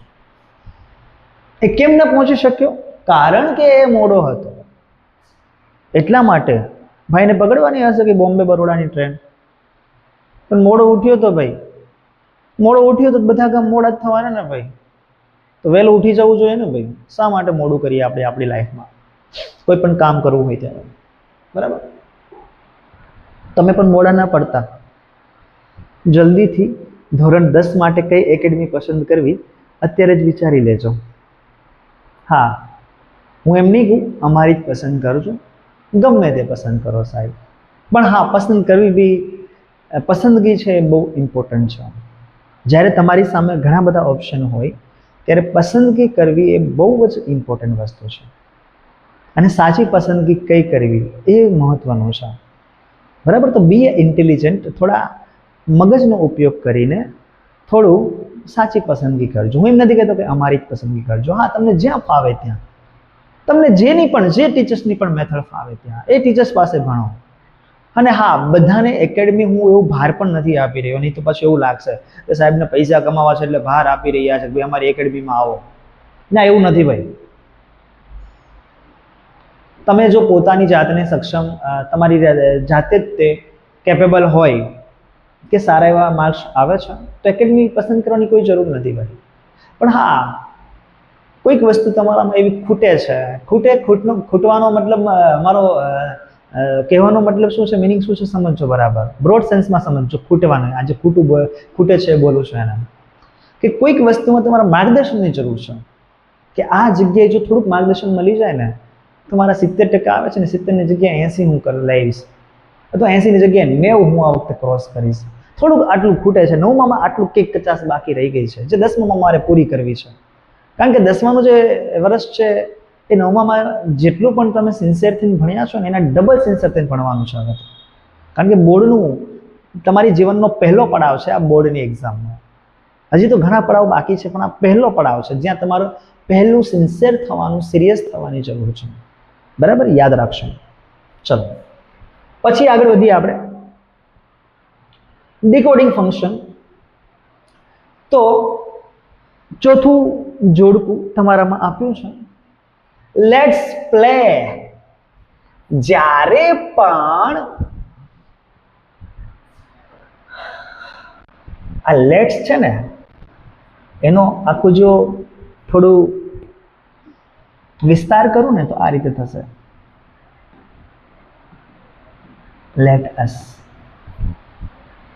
એટલે કે આપણે. જ્યારે પણ લેટ, ચાલો, ચાલ, લેટ નો મતલબ થાય ચાલ, આપણે અથવા ચાલો આપણે. પણ અહીંયા આ એપોસ્ટ્રોફી એસ ને આ શોર્ટ રૂપ બનાવવામાં આવ્યું છે લેટ્સ. હજી બે વસ્તુ હજી જો તમે ગ્રામરમાં ભણો ને તો આમાં પણ હજી ડબલ તમે ભણી શકો છો, લેટ્સ અને લેટ. બંનેથી વાક્ય શરૂઆત થાય છે. Let me give a break. મને થોડી સ્પેસ આપો ભાઈ. સ્પેસ આપો મતલબ મને થોડી આઝાદી આપો. Let me give a break. Let me depend on myself. મને મારી જાત ઉપર રહેવા દો. મને મારી જાત ઉપર જે છે એ મને મારી રીતે કરવા દો. Let me try. મને ટ્રાય કરવા દો. લેટસ નું શોર્ટ છે લેટ્સ. તો જ્યારે પણ આપણે બે વ્યક્તિ હોય ને આપણે કહીએ let's go for coffee, let's go for walk, let's go for movie. તો અહીંયા ઓબ્ઝર્વ કરજો તમે કે લેટ્સ પછી જે પણ આવશે ને એ મૂળ ક્રિયા છે, યાદ રાખશો. બરાબર, મેઇન વર્બ હશે તરત લેટ્સ પછી તરત મેઇન વર્બ હશે. એટલે કે પ્રસ્તાવ મૂકવામાં આવશે કે ચાલો આપણે આમ કરીએ. તો જ્યારે પણ પ્રસ્તાવ મૂકવામાં આવે છે તો એને સોવિંગ પ્રપોઝલ પણ કહેવાય છે. પ્રપોઝલ આપવામાં આવે છે. પેલું પ્રપોઝ નહીં, આઈ લવ યુ એ નહીં, યાદ રાખશો. એ પ્રપોઝલની વાત નહીં કરી રહીએ. બરાબર, પણ અહીંયા પ્રસ્તાવ શેનો મૂકવામાં આવ્યો છે? Let's play together. ચાલો આપણે ભેગા મળીને રમીએ. ભાઈ એકતાની વાત કરે છે, ભાઈ છોકરો યુનિટીની વાત કરે છે કે ભેગા મળીને રમીએ. અલગ અલગ શા માટે રમવું? આપણે ભેગા મળીને રમીએ. આપણે ભેગા મળીને રમીએ, ભેગા મળીને કામ કરીએ તો જ દેશનો વિકાસ થશે. બરાબર, ચલો પછી જોઈએ આગળ આપણે. યસ, મારું favourite. However, fast she ran, she didn't win the race. જો ત્રણ વસ્તુ જે છે એ વાક્યમાં કોન્ટ્રાસ્ટ પેદા કરે છે. કોન્ટ્રાસ્ટનો મતલબ છે વિરોધાભાસ. કોન્ટ્રાસ્ટનો મતલબ શું થાય છે? વિરોધાભાસ. બરાબર, યાદ રાખશો કે હાવેવરનો મતલબ થાય છે તેમ છતાં. હાવેવરનો મતલબ શું થાય છે ભાઈ? તેમ છતાં, છતાં પણ, તેમ છતાં, છતાં પણ અથવા તેમ છતાં.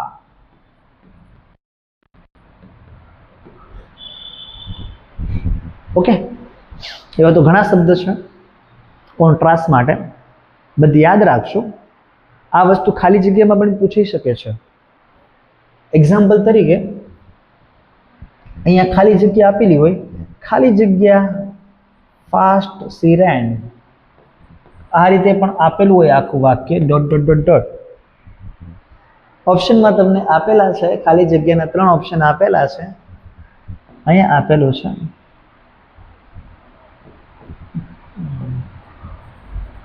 the, although, sorry however, although નહીં લઈએ, although બી લઈ શકાય છે પણ આપણે અત્યારે however અને but. બટ જે છે કન્જક્શન છે. એટલે કે વિરોધાભાસ માટે જોડવાનું. અરે યાર શું થાય છે? હા, ઓકે, ચલો. તો શું પૂછશો આમાંથી?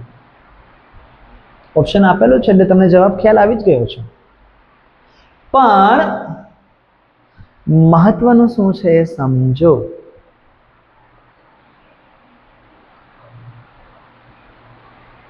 કે હાવેવર જ્યારે આવે ત્યારે હંમેશા ખાલી જગ્યા પછી શું આપેલું છે? એડજેક્ટિવ. બરાબર. હાવેવરનો મતલબ થાય છે તેમ છતાં. વાક્ય શું કહેવા માંગે છે? હાવેવર ફાસ્ટ સી રેન. એ બહુ જ ખૂબ ઝડપી દોડી ભાઈ, બહુ જ ઝડપી દોડી હતી. રેન છે, વાક્ય ભૂતકાળનું છે. છતાં પણ she didn't win the race, છતાં પણ તેની રેસ જીતી નહીં, તેની કોમ્પિટિશન જીતી નહીં ન હતી. કેમ આવું થયું ખબર નહીં, રીઝન ખબર નથી ભાઈ કેમ આવું થયું, પણ એને તો પોતાની પૂરી એબિલિટીથી દોડી હતી, બહુ ફાસ્ટ દોડી હતી. તેમ છતાં ખબર પડી. હવે બીજી રીતે બનાવવું હોય તો બીજી રીતે બી બની શકે. આમાંથી બટનો ઉપયોગ કરવો હોય, ધોનો ઉપયોગ કરવો હોય, ઓલધોનો ઉપયોગ કરવો હોય તો એ રીતે પણ બની શકે. પણ એના માટે ગ્રામરના થોડાક બીજા બેઝિક રૂલ્સ છે, સમજવા પડે. બરાબર.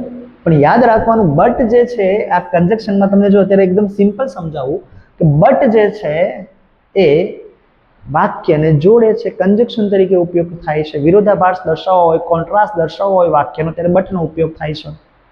પણ બટ જે છે એ અહીંયા વચ્ચે આવે. શી રેન ફાસ્ટ, વાક્ય એવું થઈ જશે, she ran fast but she didn't win the race. But પણ તે જીતી ન હતી.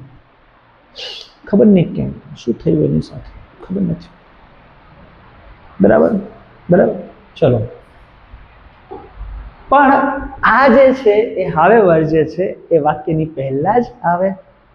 યાદ રાખશો, આ રીતે ખાલી જગ્યા પણ આપી હોય અને વાક્યની પહેલા અને વાક્યની ખાલી જગ્યા પછી તરત એડજેક્ટિવ આપેલું હોય અને વાક્ય છે એ સેન્ટેન્સ છે એ વિરોધાભાસ દર્શાવતું હોય, કોન્ટ્રાસ્ટ દર્શાવતું હોય, કોન્ટ્રાસ્ટનો મતલબ થાય છે વિરોધાભાસ દર્શાવતું હોય, ત્યારે ત્યાં આખો વિચીને હાવેવર ઠોકી દેવાનું. કોઈ જ ખોટું નહીં પાડી શકે. ખબર પડી? બરાબર. ચલો પછી જોઈએ. Yes, Reena use to. જ્યારે પણ વાક્યમાં તમે આ યુઝ ટુ જુઓ ને સાહેબ, એટલે જોવાનું સામેની સાઈડ ફંક્શનમાં કે આમાં કઈ હેબિચ્યુઅલ પાસ્ટ, હેબિચ્યુઅલ એવું કંઈ લખેલું છે, હેબિચ્યુઅલ પાસ્ટ એક્ટિવિટીઝ. હેબિચ્યુઅલ પાસ્ટનો મતલબ શું થાય છે કે એવી ટેવો, ભૂતકાળની એવી ટેવો, જેમ આપણે કહેતા હોય ને એવું ગુજરાતીમાં બોલીએ કે હું પણ તારા જેટલો હતો ત્યારે આમ કરતો હતો. હું જ્યારે છે ને આજથી 10 વર્ષ પહેલા રોજ સવારે જે છે કાંકરિયા જે છે ચાલવા જતો હતો, વોકિંગ ટ્રેક પર. રોજ સવારે જે છે રિવરફ્રન્ટ પર ચાલવા જતો હતો. રોજ સવારે 5 કિલોમીટર ચાલતો હતો. ભૂતકાળની ટેવો જ્યારે પણ તમારે દેખાડવી હોય, દર્શાવવી હોય, બરાબર, ત્યારે યુઝ ટુ નો ઉપયોગ થાય. I use to play hide and seek in her childhood day. એટલે કે Reena use to play hide and seek in her childhood days. છુપ્પન છુપી રમવાની વાત કરી રહી છે. ભાઈ રીના નાની હતી ત્યારે શું કરતી હતી? Use to play. નાની હતી ત્યારની વાત છે. ચાઇલ્ડહુડ ડેઝ, બાળપણના દિવસોમાં. ભાઈ અત્યારે નહીં, રીના અત્યારે મોટી ઢાંઢી થઈ ગઈ છે, અત્યારે ખબર નહીં શું કરે છે, પણ બાળપણના દિવસોમાં એ શું કરતી હતી? Use to play hide and seek, છુપ્પન છુપી રમવાની વાત કરે છે. ખબર પડી? ચલો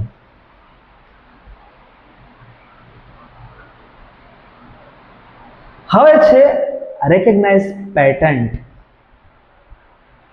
આ ફરીથી ભાઈ રિપીટ થાય છે. હમણાં જે આવ્યું એ પણ જો, હમણાં જે મેં she ran fast but she didn't win the race, પેલું વાક્ય હતું એનું ઊંધું થઈ ગયું છે. મેં કીધું હતું એ વાક્ય.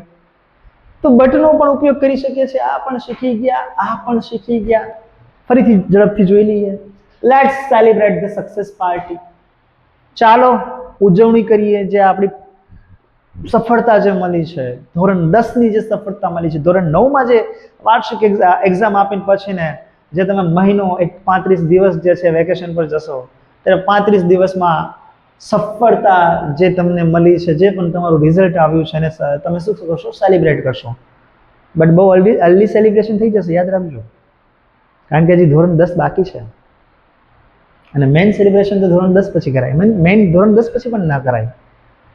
જે પણ વ્યક્તિએ એની લાઈફમાં જલ્દી સેલિબ્રેશન કરી લીધું ને, એ ત્યાં પતી ગયું એનું. યાદ રાખશો આ વસ્તુ. એટલે બહુ અધીરા થઈને, બહુ ભાવુક થઈને આપણે જલ્દી સેલિબ્રેશન નહીં કરવાનું, કારણ સેલિબ્રેશન થઈ જાય, ચલો લાઈફમાં એન્જોયમેન્ટ કરીએ એ વસ્તુ અલગ છે ભાઈ. ને એન્જોયમેન્ટ કરીએ તો એ આપણા મગજમાં આપણો ગોલ જે છે હોવો જ જોઈએ. બરાબર? ચલો, આ બધું પતી ગયું છે સાહેબ. આ પણ સમજાવી દીધું છે મેં, આ પણ સમજાવી દીધું છે, હા આ પણ સમજાવી દીધું છે. એટલે અહીંયા આ સમજાવવાની જરૂર લાગતી નથી મને, આખું વસ્તુ આવી ગયું છે ભાઈ. ફરીથી એકવાર સમજવું હોય તો સમજી, ખાલી વાક્ય જે છે એનું મિનિંગ સમજી લે. બીજું છે she ran fast but she didn't went. આવી ગયું છે. My grandma use to tell historic story. જ્યારે હું નાનો હતો, રાજા રાણીની વાતો કરતા હતા મારા નાનીમાં હતા. એક હતો રાજા, એક હતી રાણી. એક થા રાજા, એક થી રાણી. કાસ્ટ થી અલગ ખતમ કહાની. અત્યારે જ વસ્તુ બની રહી છે ને, એક થા રાજા, એક થી રાણી, કાસ્ટ થી અલગ ખતમ કહાની. બસ પૂરું થઈ ગયું ભાઈ. રાજા પણ બીજી કાસ્ટમાંથી આવતો તો, રાણી પણ બીજી કાસ્ટમાંથી આવતી. ખતમ થઈ ગયું ભાઈ, પૂરું થઈ ગયું. That's all over. ચલો, હા, હવે અહીંયા એક ટેબલ આપ્યું છે. આ ટેબલને બરાબર ધ્યાનથી જોશું કે હાઉ, વોટ, તો શું આવશે? Exclamation, surprise, either or, neither nor, alternative, can, could, ability, possibility, must, should, ought to. ought to ફરજ દર્શાવે છે. આ વસ્તુ તમારે ધોરણ 10માં આવશે. ધોરણ 9માં આટલું નહીં પૂછે. ought to 11માં બી પૂછે, 12માં બી પૂછે. ought to ફરજ દર્શાવે છે. ought to માનવું જોઈએ વસ્તુ. બરાબર? Necessity, compulsion. would prefer, rather, choice, alternative, rather. મેં કીધું ને રાધર આવશે. બરાબર? Since, because, as, reason. જ્યારે સિન્સ આવે વાક્યમાં, જ્યારે બીકોઝ આવે, જ્યારે એઝ આવે. બરાબર? રીઝન, કારણ દર્શાવશે. Let's, proposal. બરાબર? હાવેવર, બટ, ધો. આ પણ મેં શીખવાડી દીધું ભાઈ તમને. તો શું આવશે? કોન્ટ્રાસ્ટ. પણ ધો કઈ કન્ડિશનમાં આવશે, બટ કઈ કન્ડિશનમાં આવશે, હાવેવર ક્યાં યુઝ થશે, તે પણ આપણે જોઈ ગયા છીએ. Plus use to plus V1. V1 એટલે કે જે પણ ક્રિયાપદ છે એનું મૂળ રૂપ. V1 નો મતલબ શું થાય છે સાહેબ? વર્બનું પહેલું રૂપ, મૂળ રૂપ. મૂળ ક્રિયાપદ, યાદ રાખજો. મૂળ ક્રિયાપદ. ખબર પડી? ચલો, હા, અહીંયા આપણું શું પૂરું થયું સાહેબ? અહીંયા આપણું સી વિભાગ જે છે એ પૂરો થયો. સી વિભાગ આખો નહીં, પણ સી વિભાગમાં જેટલું પણ હતું, જે ફંક્શનના એ 5 જોડકા મેચ આપણે કર્યા વિથ એક્સપ્લેનેશન. એમ નામ નહીં, એક્સપ્લેનેશન સાથે આપણે મેચ કર્યા છે. બરાબર? ચલો આગળ વધીએ. હવે ડાયરેક્ટ સ્પીચ, ઇનડાયરેક્ટ સ્પીચ, પ્રત્યક્ષ વાક્ય, પરોક્ષ વાક્ય, બહુ જ ઇન્ટરેસ્ટિંગ ટોપિક છે. બરાબર? એક્ઝામ્પલ તરીકે બહુ ધ્યાનથી સમજજો વાક્ય. હું જે આ એક અહીંયા એક તમારી સામગ્રી પ્રસંગ એટલે કે પ્રસંગ કહેતા પહેલા થોડું પાણી પી લો. Allow me, can you? Thank you.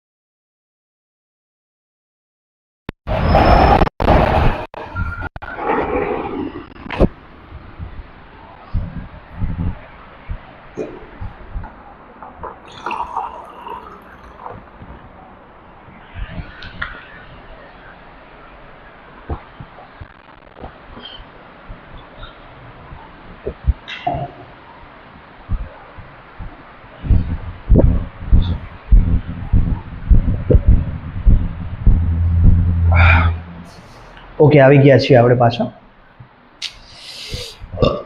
જ્યારે પણ ટીચર્સ લોકો એમ કે પાણી પી લો, ત્યારે એવું નહીં સમજવાનું ખાલી પાણી પીવા જ જતા હોય,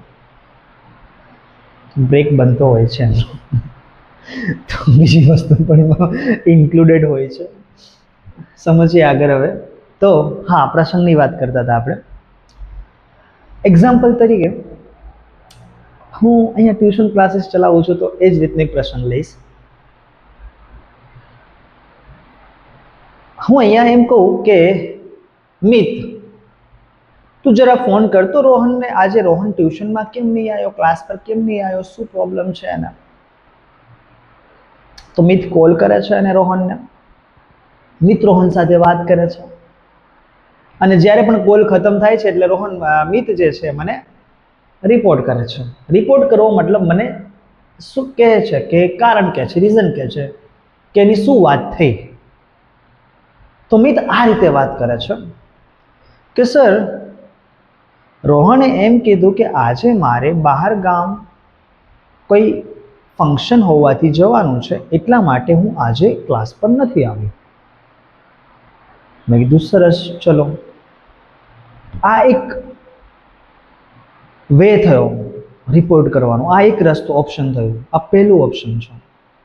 બીજું ઓપ્શન કે મિત જ્યારે મને રિપોર્ટ કરે છે ત્યારે મિત શું કહે છે કે સર, રોહને એવું કીધું કે એ આજે ફંક્શન હોવાથી બહાર ગયો છે, એટલા માટે તે આજે આવી શક્યો નથી. પહેલામાં શું કહ્યું? પહેલામાં મિતે શું કહ્યું મને રિપોર્ટ કરતા સમયે? જે વસ્તુ રોહને કીધી એ સેમ ટુ સેમ મને ચિપકાયું, મને ડાયલોગ આપ્યો કે હું આજે બહાર છું ફંક્શન હોવાથી. જ્યારે બીજામાં શું કીધું, થોડું ચેન્જ કર્યું. ખબર પડી ને કહું છું એમાં? તો કહેવાનો મતલબ શું છે સાહેબ, કે જ્યારે પણ કોઈ વસ્તુ બોલનાર સાંભળનારને જેવી છે એવી જ રજૂ કરે છે, જેવો ડાયલોગ એ જ શબ્દો, કોઈ જ ફેરફાર નહીં, તો એને આપણે ડાયરેક્ટ સ્પીચ, જેને આપણે પ્રત્યક્ષ રચના કહેશું. સમજ પડી? પણ આમાં તમે તમારા કિસ્સાના થોડા શબ્દો એડ કરો છો, ઘરના શબ્દો એડ કરો છો અને 3 વસ્તુ ઉપર ચેન્જીસ કરો છો. કઈ 3 વસ્તુ છે? તો પહેલી વસ્તુ છે ભાઈ, કાળમાં ફેરફાર થશે. પહેલો શેમાં ફેરફાર થાય? કાળમાં ફેરફાર થશે. બીજી વસ્તુ છે સર્વનામમાં ફેરફાર થાય. મેં કીધું ને, હું આજે, તે આજે, સર્વનામમાં ફેરફાર થયો. પહેલામાં હું હતું, અહીંયા તે આવી ગયું, બરાબર. પ્લસ સમય સ્થળ દર્શાવતા શબ્દોમાં ફેરફાર થશે. ખબર પડી? તો જ્યારે 3 વસ્તુમાં ફેરફાર થાય ત્યારે એ રચનાને પરોક્ષ રચના કહેવામાં આવે છે. પ્રત્યક્ષ રચના નહીં, એ રચનાને પ્રત્યક્ષમાંથી શેમાં રૂપાંતર થઈ જાય છે? પરોક્ષમાં. યાદ રાખશું. ખબર પડી? બરાબર. ચલો સમજીએ. થોડાક રૂલ્સ સમજવાના છે, કેટલા ફેરફાર થાય છે. કારણ કે ભાઈ ડાયરેક્ટ ઇનડાયરેક્ટ સીધું તો ન ચાલુ કરી દેવાય ને. મારે તમને થોડુંક બેઝિક નોલેજ આપવું પડે ભાઈ. ડાયરેક્ટ સેન્ટેન્સ શું છે, ઇનડાયરેક્ટ સેન્ટેન્સ શું છે, એમનામ ડાયરેક્ટ ચાલુ કરી દઈશું તો કેમનું ચાલશે ભાઈ? તમે શીખવા આવ્યા છો આ ચેનલ ઉપર, એટલા માટે વિડીયો જોઈ રહ્યા છો, શીખવા માટે જોઈ રહ્યા છો ને, બરાબર. તો ડાયરેક્ટ સ્પીચમાં માની લો સાદો વર્તમાન કાળનું વાક્ય છે. કાળ જે છે સાદો વર્તમાન કાળ, અને શબ્દ છે એ પ્લે અને પ્લેસ છે. અહીંયા જો મેં બંને વસ્તુ લખ્યો છે, એનો મતલબ એવો નથી સાહેબ કે અહીંયા પ્લે માંથી પ્લેસ કર્યું છે તો વાક્ય બહુવચન છે. ના, એવું નથી. જ્યારે વાક્ય ત્રીજો પુરુષ એકવચન હશે તો જે પણ મૂળ ક્રિયાપદ હશે અને વાક્ય સાદા વર્તમાન કાળનું હશે, બરાબર યાદ રાખજો સાહેબ આ નિયમ. જ્યારે પણ વાક્ય સાદા વર્તમાન કાળનું છે, કરતા ત્રીજો પુરુષ છે, એકવચન છે, ત્યારે જે પણ મૂળ ક્રિયાપદ છે એને પ્લેની જગ્યાએ પાછળ આપણે એસ લગાડશું એટલે બની જશે પ્લેઝ. ખબર પડી? બરાબર. ચલો પછી હવે આ ડાયરેક્ટ સ્પીચની વાત થઈ સાહેબ. તો આનું ઇનડાયરેક્ટ સ્પીચમાં શું થઈ જશે? કાંઈ જ નહીં. સિમ્પલ પ્રેઝન્ટ ટેન્સ છે, સાદો વર્તમાન કાળ છે, તો સિમ્પલ પાસ્ટ ટેન્સ કરો. કોઈ રોકેટ સાયન્સ નથી ભાઈ. સાદો વર્તમાન કાળ છે, ભૂતકાળ કરો. સાદો વર્તમાન કાળ છે, ભૂતકાળ કરો. શબ્દ જે છે એ ચેન્જ કરો. શબ્દ કયા ચેન્જ થયા? પ્લે, પ્લેસ છે એનું એક જ. આમાં તો બહુ સીધું છે ભાઈ. આમાં તો પ્લે અને પ્લેસ બંને મૂકવાનું હતું. ત્રીજો પુરુષ એકવચન, સાદો વર્તમાન કાળ ને કેટલું બધું જોવાનું હતું. જ્યારે અહીંયા મૂકો બધી ઝંઝટ, ખાલી પ્લેટ મૂકો. ખબર પડી? બરાબર. ચલો પછી પ્રેઝન્ટ કન્ટિન્યુઅસ ટેન્સ. પ્રેઝન્ટ એટલે કે ચાલુ વર્તમાન કાળ છે અને વાક્યમાં એમ ઇઝ આર પ્લસ પ્લેઇંગ છે, એટલે કે ટુ બી ના રૂપ છે એમ ઇઝ આર પ્લસ પ્લેઇંગ છે, ચાલુ વર્તમાન કાળ છે વાક્ય, પ્રેઝન્ટ કન્ટિન્યુઅસ ટેન્સ છે. કઈ જ વાંધો નહીં સાહેબ, પાસ્ટ કન્ટિન્યુ બનાવી દો. ખબર પડે છે હું શું કરી રહ્યો છું? આ શું રમત થઈ રહી છે? ખબર પડે છે કઈ? જો એક વસ્તુ જે છે એ ચેન્જ નથી થતું. કયું વસ્તુ? જેમ કે અહીંયા પણ સિમ્પલ રહ્યું, અહીંયા પણ સિમ્પલ રહ્યું, અહીંયા પણ પ્રેઝન્ટ રહ્યું, સોરી અહીંયા પણ કન્ટિન્યુઅસ રહ્યું,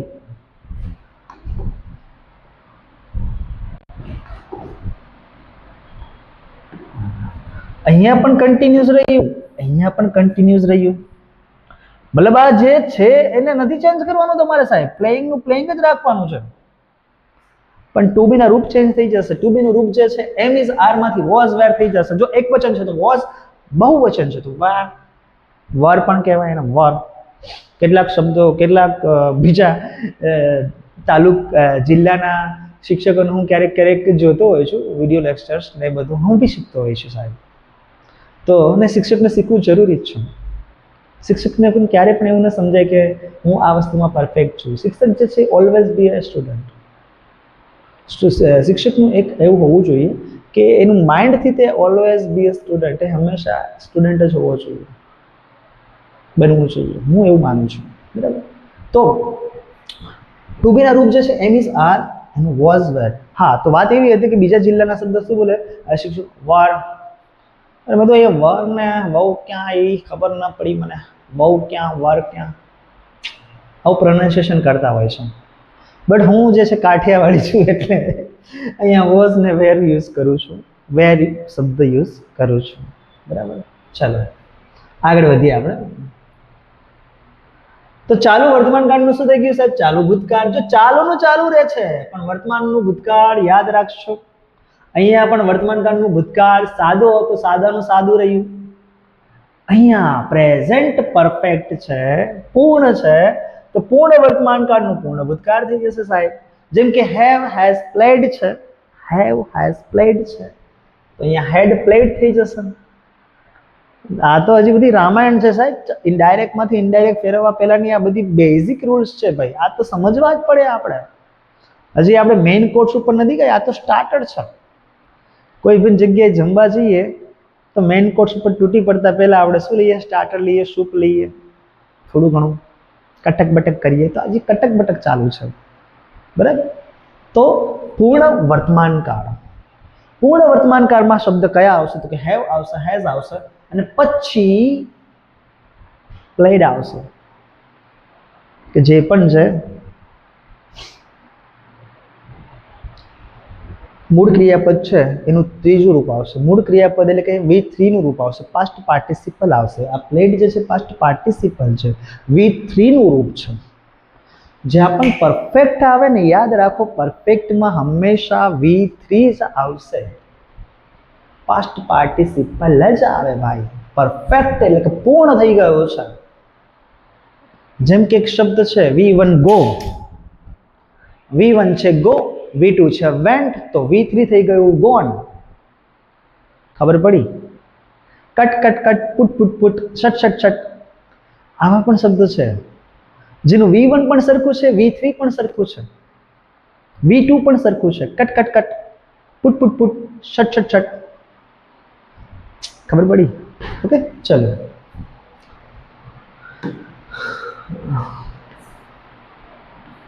પછી જોઈએ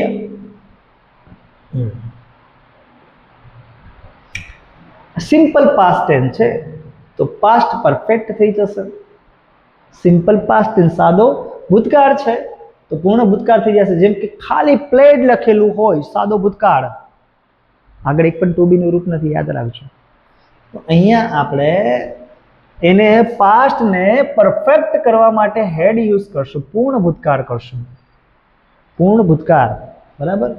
જ્યારે પાસ્ટ કન્ટિન્યુઅસ છે, વોઝ વેર પ્લેઇંગ છે, વાક્ય એનાથી ચાલુ થાય છે, ચાલુ ભૂતકાળથી. હું તો કહું છું સાહેબ આ ટેબલ છે ને લખી લો. ફરીથી એકવાર રાખું છું, તમે પહેલાંથી રિપીટ કરીને લખી લેજો, વિડીયો પાછળ થોડુંક જોઈને, બરાબર. કારણ કે આ બધી વસ્તુ જે છે એ કામમાં આવશે, બરાબર. પ્લસ હવે changing the time and place words, તો આપણે રૂલ્સ પહેલો જોયો, આ રૂલ્સ પહેલો જોયો ને ડાયરેક્ટ રૂલ્સ જે છે આપણે ત્રીજો જોઈ રહ્યા છીએ. રૂલ્સ બીજો આપણે સમજવાનો છે, બરાબર, એ આપણે જોઈશું. પણ ડાયરેક્ટ આપણે પહેલાં તો શું જોયું હતું આપણે કે કાળમાં સર્વનામમાં તો આપણે ફેરફાર કર્યા હતા, એ તો સમજી ગયા હતા આપણે. તો આપણે મેઇન જોવાનું હતું ટેન્સમાં ફેરફાર કઈ રીતે થાય છે, તો એ ટેન્સમાં જે ફેરફાર થાય છે એ કહી દીધું. હવે સમય અથવા સ્થળ દર્શાવતા શબ્દોમાં કઈ રીતે ફેરફાર થાય છે એ જોઈએ આપણે. યસ, જેમ કે કોઈ શબ્દ ધીસ છે, વાક્યમાં ધીસ આપેલું છે, ધીસનું શું થશે? ધેટ. ધીસનું ધોસ થશે, હિયરનું ધેર થશે, અહીંયા તો ત્યાં થશે. ધીસ એટલે કે આ બધા, ધોસ એટલે કે તે બધા, બરાબર. ખબર પડી? નાવનું ધ્યાન થશે. આ મૂળ યાદ રાખવાનું છે, કારણ કે આ થોડુંક યાદ રહી જાય એવું છે. ટી થી ટી, ટી થી ટી, હિયરનું ધેર, નાવનું ધ્યાન. નાવ એટલે અત્યારે, તો ધ્યાન એટલે કે પછી, બરાબર. યાદ રાખજો. ટુડે નું થશે ધેટ ડે. આ પણ ઇમ્પોર્ટન્ટ છે સાહેબ. ક્યાં પણ ડાયરેક્ટ સ્પીચમાં ટુડે આપ્યું હોય તો ટુડે નું શું થઈ જશે? That day. હું તો કહું છું આટલું ખાલી યાદ રાખી લેશો ને, આ જેટલું પણ ટેબલ્સ આપ્યું છે એટલે તમારું જે છે એ સાહેબ ડાયરેક્ટથી ઇનડાયરેક્ટ સ્પીચ જે છે એકદમ ઇઝી થઈ જશે. કોઈ જ રોકેટ સાયન્સ નથી ભાઈ ડાયરેક્ટમાંથી ઇનડાયરેક્ટ બનાવવા માટે. હજી આગળ જતાં એક્ટિવમાંથી પેસિવ આવશે, એમાં બી કોઈ રોકેટ સાયન્સ નથી. એકદમ સિમ્પલી તમે કન્સેપ્ટ યાદ રાખશો એટલે યાદ રહી જશે. બરાબર? ચલો પછી ટુમોરો આવે તો શું થઈ જશે? ધ નેક્સ્ટ ડે અથવા ધ ફોલોવિંગ ડે ને પછીનો દિવસ ફોલોવિંગ ડે. બરાબર? એટલે કે અનુસરતો ડે, ફોલોવિંગ ડે. પછી yesterday, the previous day, the day before today એવું પણ યુઝ કરી શકીએ. ધ ડે બિફોર ટુડે, આજ પહેલાનો દિવસ, એટલે કે ગઈકાલની વાત કરી રહ્યા છે. બરાબર? પછી ટુનાઇટ તો ધેટ નાઇટ, ટુનાઇટનું શું થઈ જશે? That night. ખબર પડી સાહેબ? બરાબર? ચલો હવે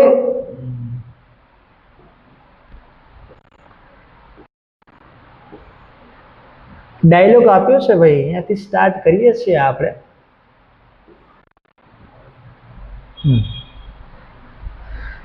તમારે જે છે ને સાહેબ ધોરણ 9 માં ડાયલોગ ડિલિવરી જ આપેલા હશે, એટલે કે કન્વર્ઝેશન આપેલા હશે, વાર્તાલાપ આપેલા હશે, એમાં જ તે તમારે ચેન્જ કરવાનું આવશે. બરાબર? તો અહીંયા પહેલો ડાયલોગ છે, રાહુલ આસ્ક્ડ શા માટે બોલું છું? કારણ કે અહીંયા ક્વેશ્ચન માર્ક છે, યાદ રાખજો. Rahul asked will you give me this book? તો રાણી જવાબ આપે છે એના ક્વેશ્ચનના આન્સરમાં, no I have period of time. Period of time એટલે કે અહીંયા તમારે પીરિયડ ઓફ ટાઈમના અનુસંધાનમાં અહીંયાથી પૂરવાનું છે ભાઈ. ખબર પડી? તો પીરિયડ ઓફ ટાઈમમાં શું આવશે? પીરિયડ ઓફ ટાઈમ જે છે, જો અહીંયા આપણે આ બધા ઇનડાયરેક્ટ ડાયરેક્ટના આપણે ખાલી નિયમ જોયા છે. હજી તો આ ડાયરેક્ટ નહીં જે છે અહીંયા આ સાચું છે, એ તો હજી આગળ આવશે. બરાબર? તો અહીંયા શું કહે છે? No I have period of time. તો 4 વસ્તુમાં ઓપ્શન છે, એમાં તમારી સામે ઓપ્શન તો તમને ખબર પડી જ ગઈ છે કે સાચો ઓપ્શન આ છે. બરાબર? પણ સાચો ઓપ્શન આ શાના માટે, આ કયા અનુસંધાનમાં આવશે? કારણ કે અહીંયા પીરિયડ ઓફ ટાઈમ આપ્યો છે. પીરિયડ ઓફ ટાઈમ નો મતલબ થાય છે સમયગાળો. કોઈ પણ સમય છે નો આખો સમયગાળાની વાત કરીએ છીએ, પીરિયડ આખો. ખબર પડી? તો આપણે બીજા સેન્ટેન્સ સાથે મેચ કરીએ કેવું થાય છે જોઈએ. જેમ કે રાહુલ કહે છે will you give me this book? Rahul કહે છે રાણીને કે તું મને આ બુક આપીશ? વિલ યુ ભવિષ્યકાળ છે, તો રાણી કહે છે નો આઈ હેવ. ના આઈ હેવ પછી પીરિયડ ઓફ ટાઈમ. તો અહીંયા પીરિયડ ઓફ ટાઈમમાં જો બીજું જોઈએ, no I have to complete it now. તો જ્યારે નાવની વાત કરીએ છો તો અહીંયા ક્યાંક સમયગાળો આપ્યો છે. નાવનો તો મતલબ અત્યારે થાય છે, એમાં કોઈ સમયગાળો આપ્યો નથી ભાઈ, કે આ સમયથી આ સમય સુધી. બરાબર? આ સમયથી આ સમય સુધી કોઈ સમયગાળાની વાત કરવામાં આવી જ નથી. નાવ એટલે અત્યારે પોઈન્ટ ઓફ ટાઈમ આપ્યો છે ભાઈ, પીરિયડ ઓફ ટાઈમ આપ્યો નથી. પછી છે આવું જોઈએ, no I have gone through it. મતલબ મારે પૂરી કરવાની છે ભાઈ. ગોન થ્રુ ઇટ મતલબ જ્યાં સુધી બધી જે છે આ પૂરી કરવાની છે. આમાં તો કોઈ સમયની વાત જ નથી, પણ અહીંયા આપ્યું છે પીરિયડ ઓફ ટાઈમ. તો આ વસ્તુ પણ ના બની શકે. પછી છે રાણીનો એવો જવાબ આપણે મેચ કરીએ. જો આ બધું આપણે મેચ કરી રહ્યા છીએ, કેમ ના આવે એ હું સમજાવી રહ્યો છું તમને. કે no I have priority to finish it now, એટલે ફરજિયાત પણ દેખાડી રહ્યું છે ભાઈ કે મારી પ્રાયોરિટી છે, અગ્રિમતા મારે આપવાની છે, આને પહેલા મારે પૂરું કરવાનું છે. પણ ત્યાં કોઈ પણ આ 3 બી સી ડી 3 માંથી એક પણ સેન્ટેન્સમાં કોઈ પીરિયડ ઓફ ટાઈમનો ઉલ્લેખ છે જ નહીં ભાઈ. પણ પેલું જો, no I have been reading for 5 hours. બરાબર? Next 5, I have been reading for 5 hours, એટલે કે નેક્સ્ટ 5 કલાક સુધી મારે વાંચવાની છે હજી. તો આને હું અત્યારે નહીં આપી શકું ભાઈ, પોસિબલ જ નથી અત્યારે તને બુક આપું એવું. બરાબર, કારણ કે પીરિયડ ઓફ ટાઈમ 5 કલાકનો સમયગાળો, અત્યારથી માંડીને આવતા 5 કલાક સુધી સમયગાળો આપી દીધો ભાઈ, પીરિયડ ઓફ ટાઈમ. તો અહીંયા એક્ઝેક્ટ મેચ થાય છે કે no I have been reading for 5 hours. ખબર પડી સાહેબ? બરાબર. ચલો પછી જોઈએ. હા, જેમ કે અહીંયા આપેલું છે કે જ્યારે આપણે પીરિયડ ઓફ ટાઈમ દર્શાવવો હોય તો અહીંયા 4 પછી પણ યુઝ કરી શકીએ. 4 બરાબર, 4 પછી સ્પેસિફિક ડ્યુરેશન યુઝ કરી શકીએ. 4-5 અવર્સ આ પણ કરેક્ટલી થશે. બરાબર, આની જગ્યાએ તમે 4-5 અવર્સ પણ યુઝ કરી શકો છો. બરાબર, તો આ જે 4-5 અવર્સ છે ને એ જ આપણને પીરિયડ ઓફ ટાઈમનું ઇન્ડિકેશન આપે છે. ખબર પડી? બરાબર. ચલો પછી જોઈશું.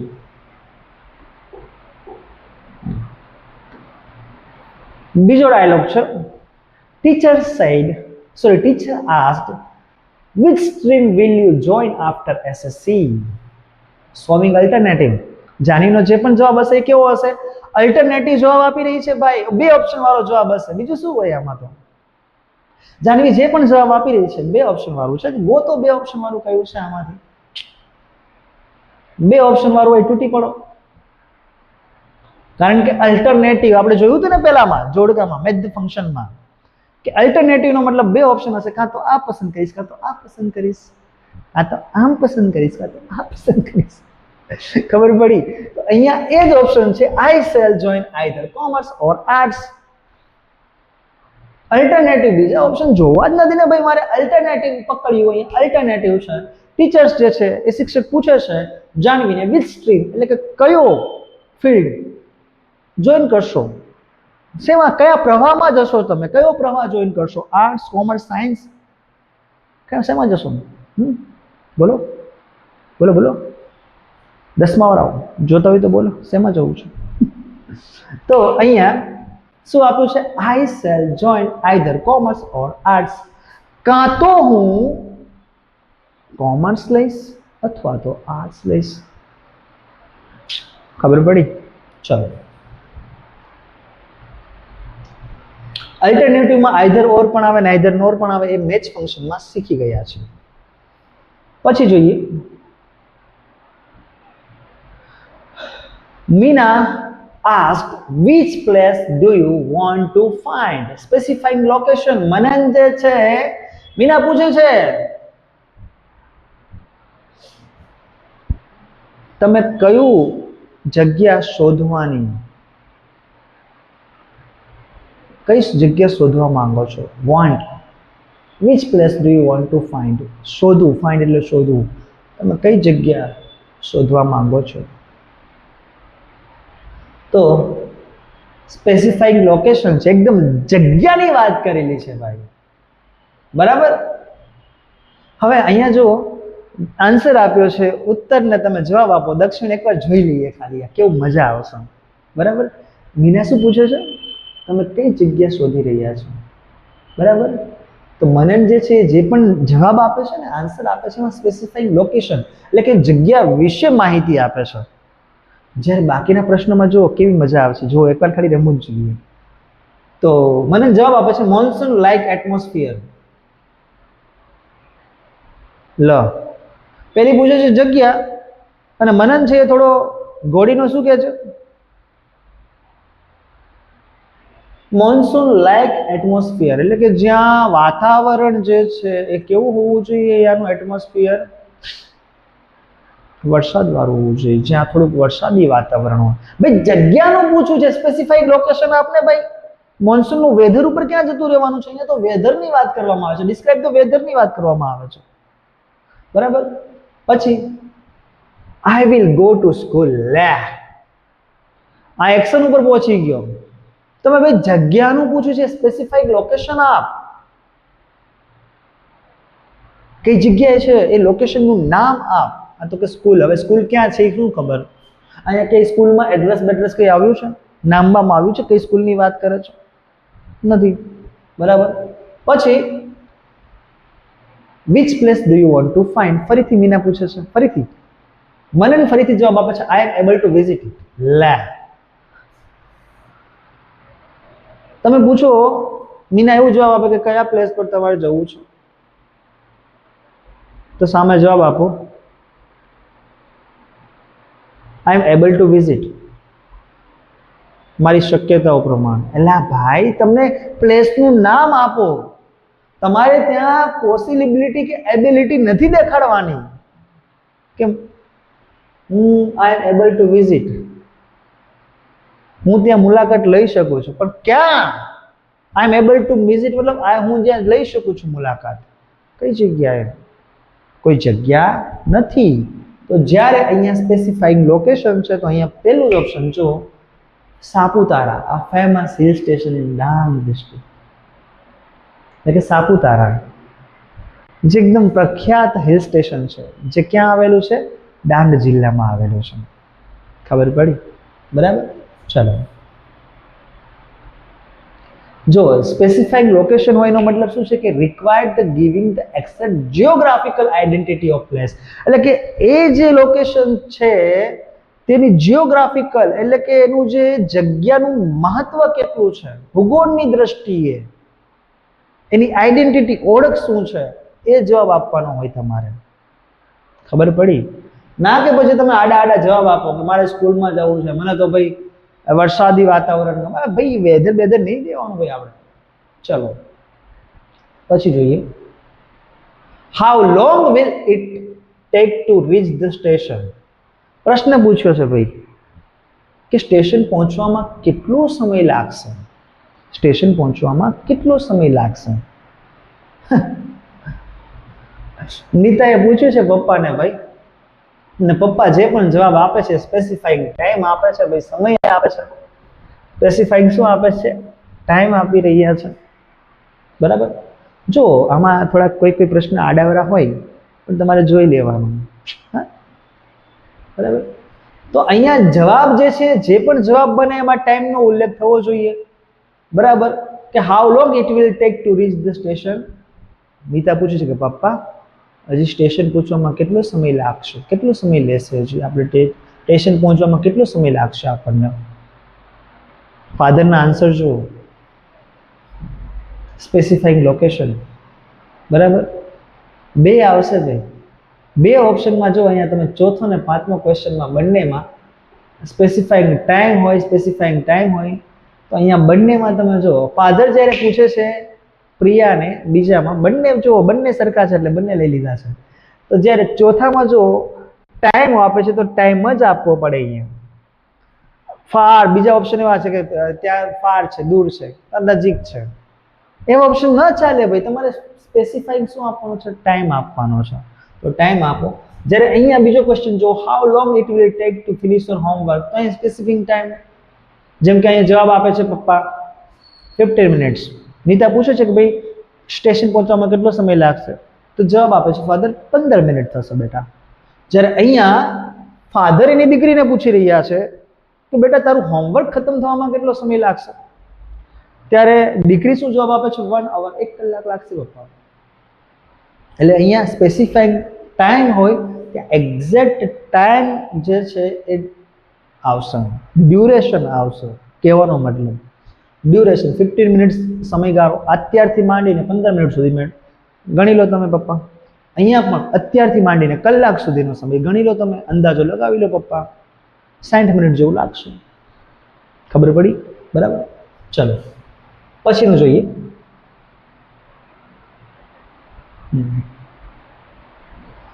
આશા પૂછે છે this chair is describing thing. આરો આઈ ડોન્ટ વોન્ટ ઇટ. પણ ડિસ્ક્રાઇબિંગ થિંગ છે એટલે કે ચેર જે છે એના વિશે વસ્તુ લખેલી છે બધી, એ વસ્તુ વિશે ડિસ્ક્રાઇબ કરી રહ્યું છે, એ વસ્તુ વિશે માહિતી આપી રહ્યા છે. જ્યારે અહીંયા જવાબ જુઓ કેવા કેવા ગાંડા આપ્યા છે, મજા આવશે. થોડાક જવાબ જુઓ, મેચ કરો. ધીસ ચેર ઇઝ માઇન લવ. આ તો પોઝેસિવ દેખાડે છે. પોઝેસિવ મારું છે ભાઈ, પોઝેસિવ નાઉન, માલિકી દર્શાવે છે, મારી છે. પણ મારીની તારીની વાત છે જ નહીં ભાઈ. અહીંયા ડિસ્ક્રાઇબિંગ થિંગ છે કે આ જે ચેર જે છે સાહેબ, આ જે ખુરશી જે છે એને તમે દર્શાવો. આ ખુરશી આપેલી છે એના વિશે થોડું વિવરણ આપો. ડિસ્ક્રાઇબિંગ થિંગ છે ભાઈ. ત્યાં મારી છે કે તારી છે એ વસ્તુ જ ક્યાં છે, એટલા માટે આ વસ્તુ બનતી નથી. હવે બીજી વસ્તુ, નોટ માઇન લો. પાછો ઘોડીનો કે નોટ માઇન, મારી નથી. પણ ભાઈ મારી નથી કે તારી નથી એવું કીધું જ નહીં આપણને. નોટ માઇન અહીંયા આવતું જ નથી. બરાબર, અહીંયા આવશે વેરી કોસ્ટલી. ચેર વિશે પૂછવામાં આવ્યું છે ને ભાઈ, મારી તારી વાત પૂછવામાં જ નથી આવેલી. પણ આ જે ચેર જે છે જોતા જ લાગે છે ને સિંહાસન જેવી રાજાના, બહુ મોંઘી છે, કોસ્ટલી છે, મોંઘી છે. કેવી છે? મોંઘી છે. જોતા જ લાગે છે, જો પાયા બાયા મજબૂત છે, એકદમ મસ્ત ગાદી બાદી નાખેલી છે, મોંઘી છે. કિંમતની વાત કરવામાં આવેલી છે, એટલા માટે અહીં ડોલરમાં આપેલી છે. બરાબર, ચલો અહીંયા કીધું ફોર ઓલ, એટલે કે બધા બેસી શકે છે ભાઈ આ ચેર ઉપર. એવું નહીં કે ફક્ત મહેમાનો માટે છે કે ફક્ત અહીંના જે પણ અધિકારીઓ માટે છે, એવું જ નથી ભાઈ, બધા માટે છે બેસવા માટે. પણ એવું કીધું જ નથી, આપણને પૂછ્યું છે ડિસ્ક્રાઇબિંગ થિંગ, એટલે કે તમે એ ચેર વિશે જ વધારે ડિસ્ક્રાઇબ કરો, એના વિશે જ થોડું વિસ્તૃતમાં માહિતી આપો. ખબર પડી સાહેબ? બરાબર, ચલો પછી જોઈએ.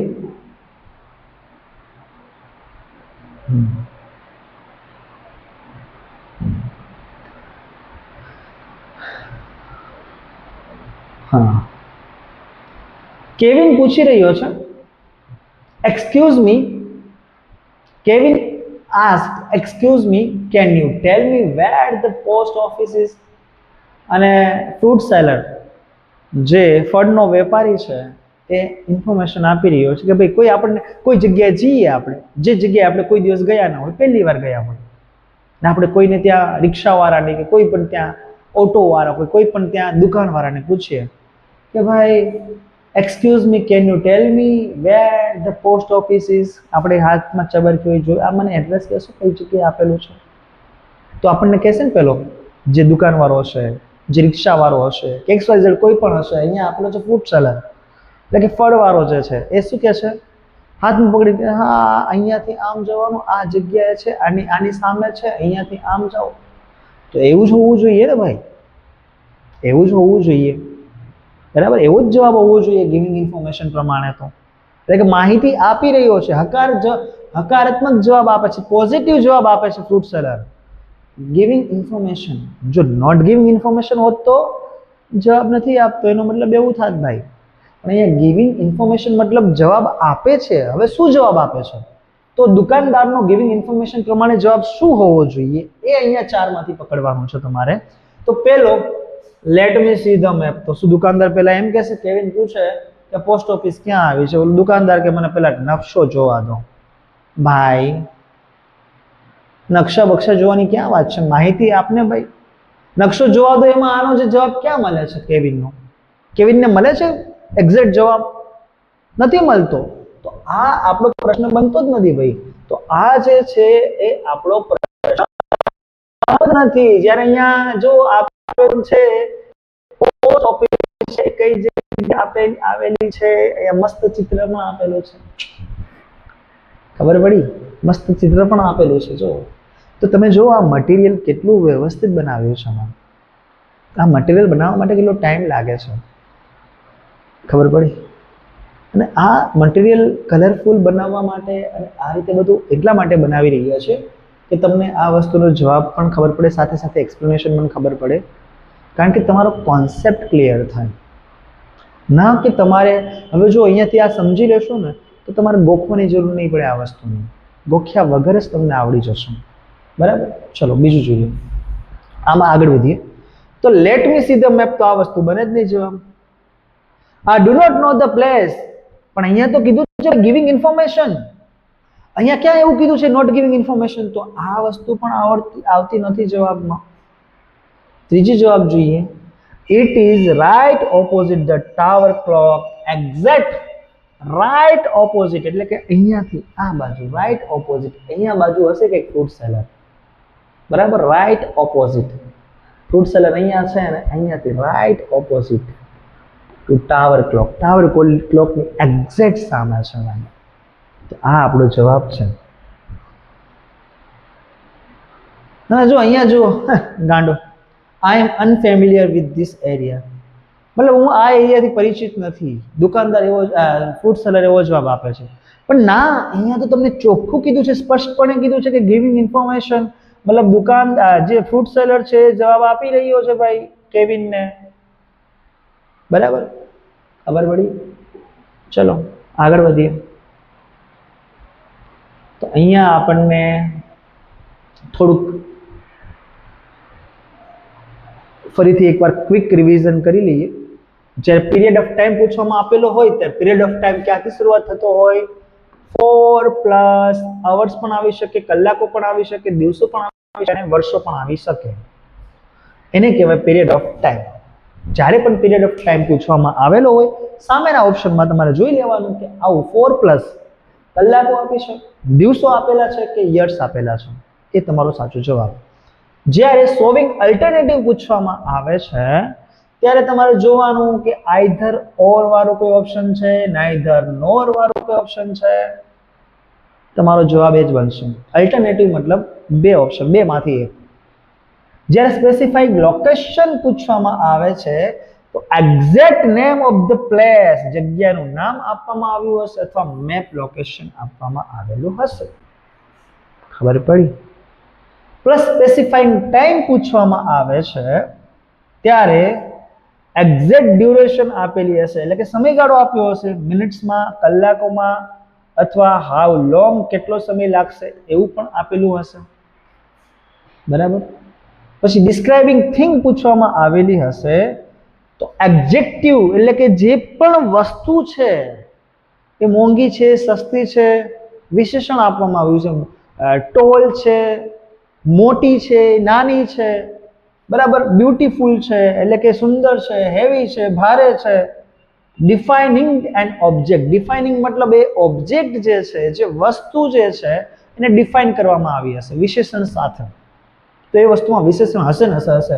તો જ્યારે પણ આપણે ડિસ્ક્રાઇબિંગ થિંગ પૂછે તો આપણે સામેના વાક્યમાં જોવાનું કે કયા વાક્યમાં વિશેષણથી આને ડિસ્ક્રાઇબ કરવામાં આવ્યું છે. એ જ આપણો જવાબ છે. ઇંગ્લિશ ઇઝી છે સાહેબ, પણ આ બધો કન્સેપ્ટ તમારો ક્લિયર થાય તો. પણ કન્સેપ્ટ ક્લિયર કર્યા વગર જો તમે પહોંચી ગયા આજે તો પાડી જ દેવા છે, બધું ગોખીને જતો રહ્યો છું આજે ઇંગ્લિશનું તો સાહેબ આજે બધું પાડી દેવો છે આજે મારો, બધું ગોખી નાખ્યું છે મારે. પણ જો એખાદો ક્વેશ્ચનનો કાન આમની જગ્યાએ આમ પકડાવવામાં આવે, થોડોક ઊંધો પૂછી લે, ભરાઈ જાઓ. ખબર પડી? તો આપણે ભરાવા નથી આવ્યા, ભરાય આપણે નહીં જવાનું. એક્ઝામિનરને કહો ભાઈ પૂછવું એવું પૂછ ભાઈ, હું તો રેડી છું મારા કન્સેપ્ટ સાથે. મારો કન્સેપ્ટ ક્લિયર છે ઇંગ્લિશનો ભાઈ, મને ખબર પડે છે. બરાબર. તો આવા જ કન્સેપ્ટ વાળા વિડીયો અને હજી આગળ આનું સોલ્યુશન આવશે એ જોઈતું હોય તો અમારી જે આ યુટ્યુબની ચેનલ છે ફોલો કરો, લાઇક્સ કરો, સબસ્ક્રાઈબ કરો. નેક્સ્ટ વિડીયોમાં આપણે વધારે ડિટેલ સાથે અને આગળનું આ જે પણ ધોરણ 9નું ઇંગ્લિશ જે છે એના સોલ્યુશન માટે મળશું, બહુ જલ્દી મળશું. બરાબર. તો બસ અત્યાર માટે આટલું. જય હિન્દ, જય ભારત. નમસ્કાર.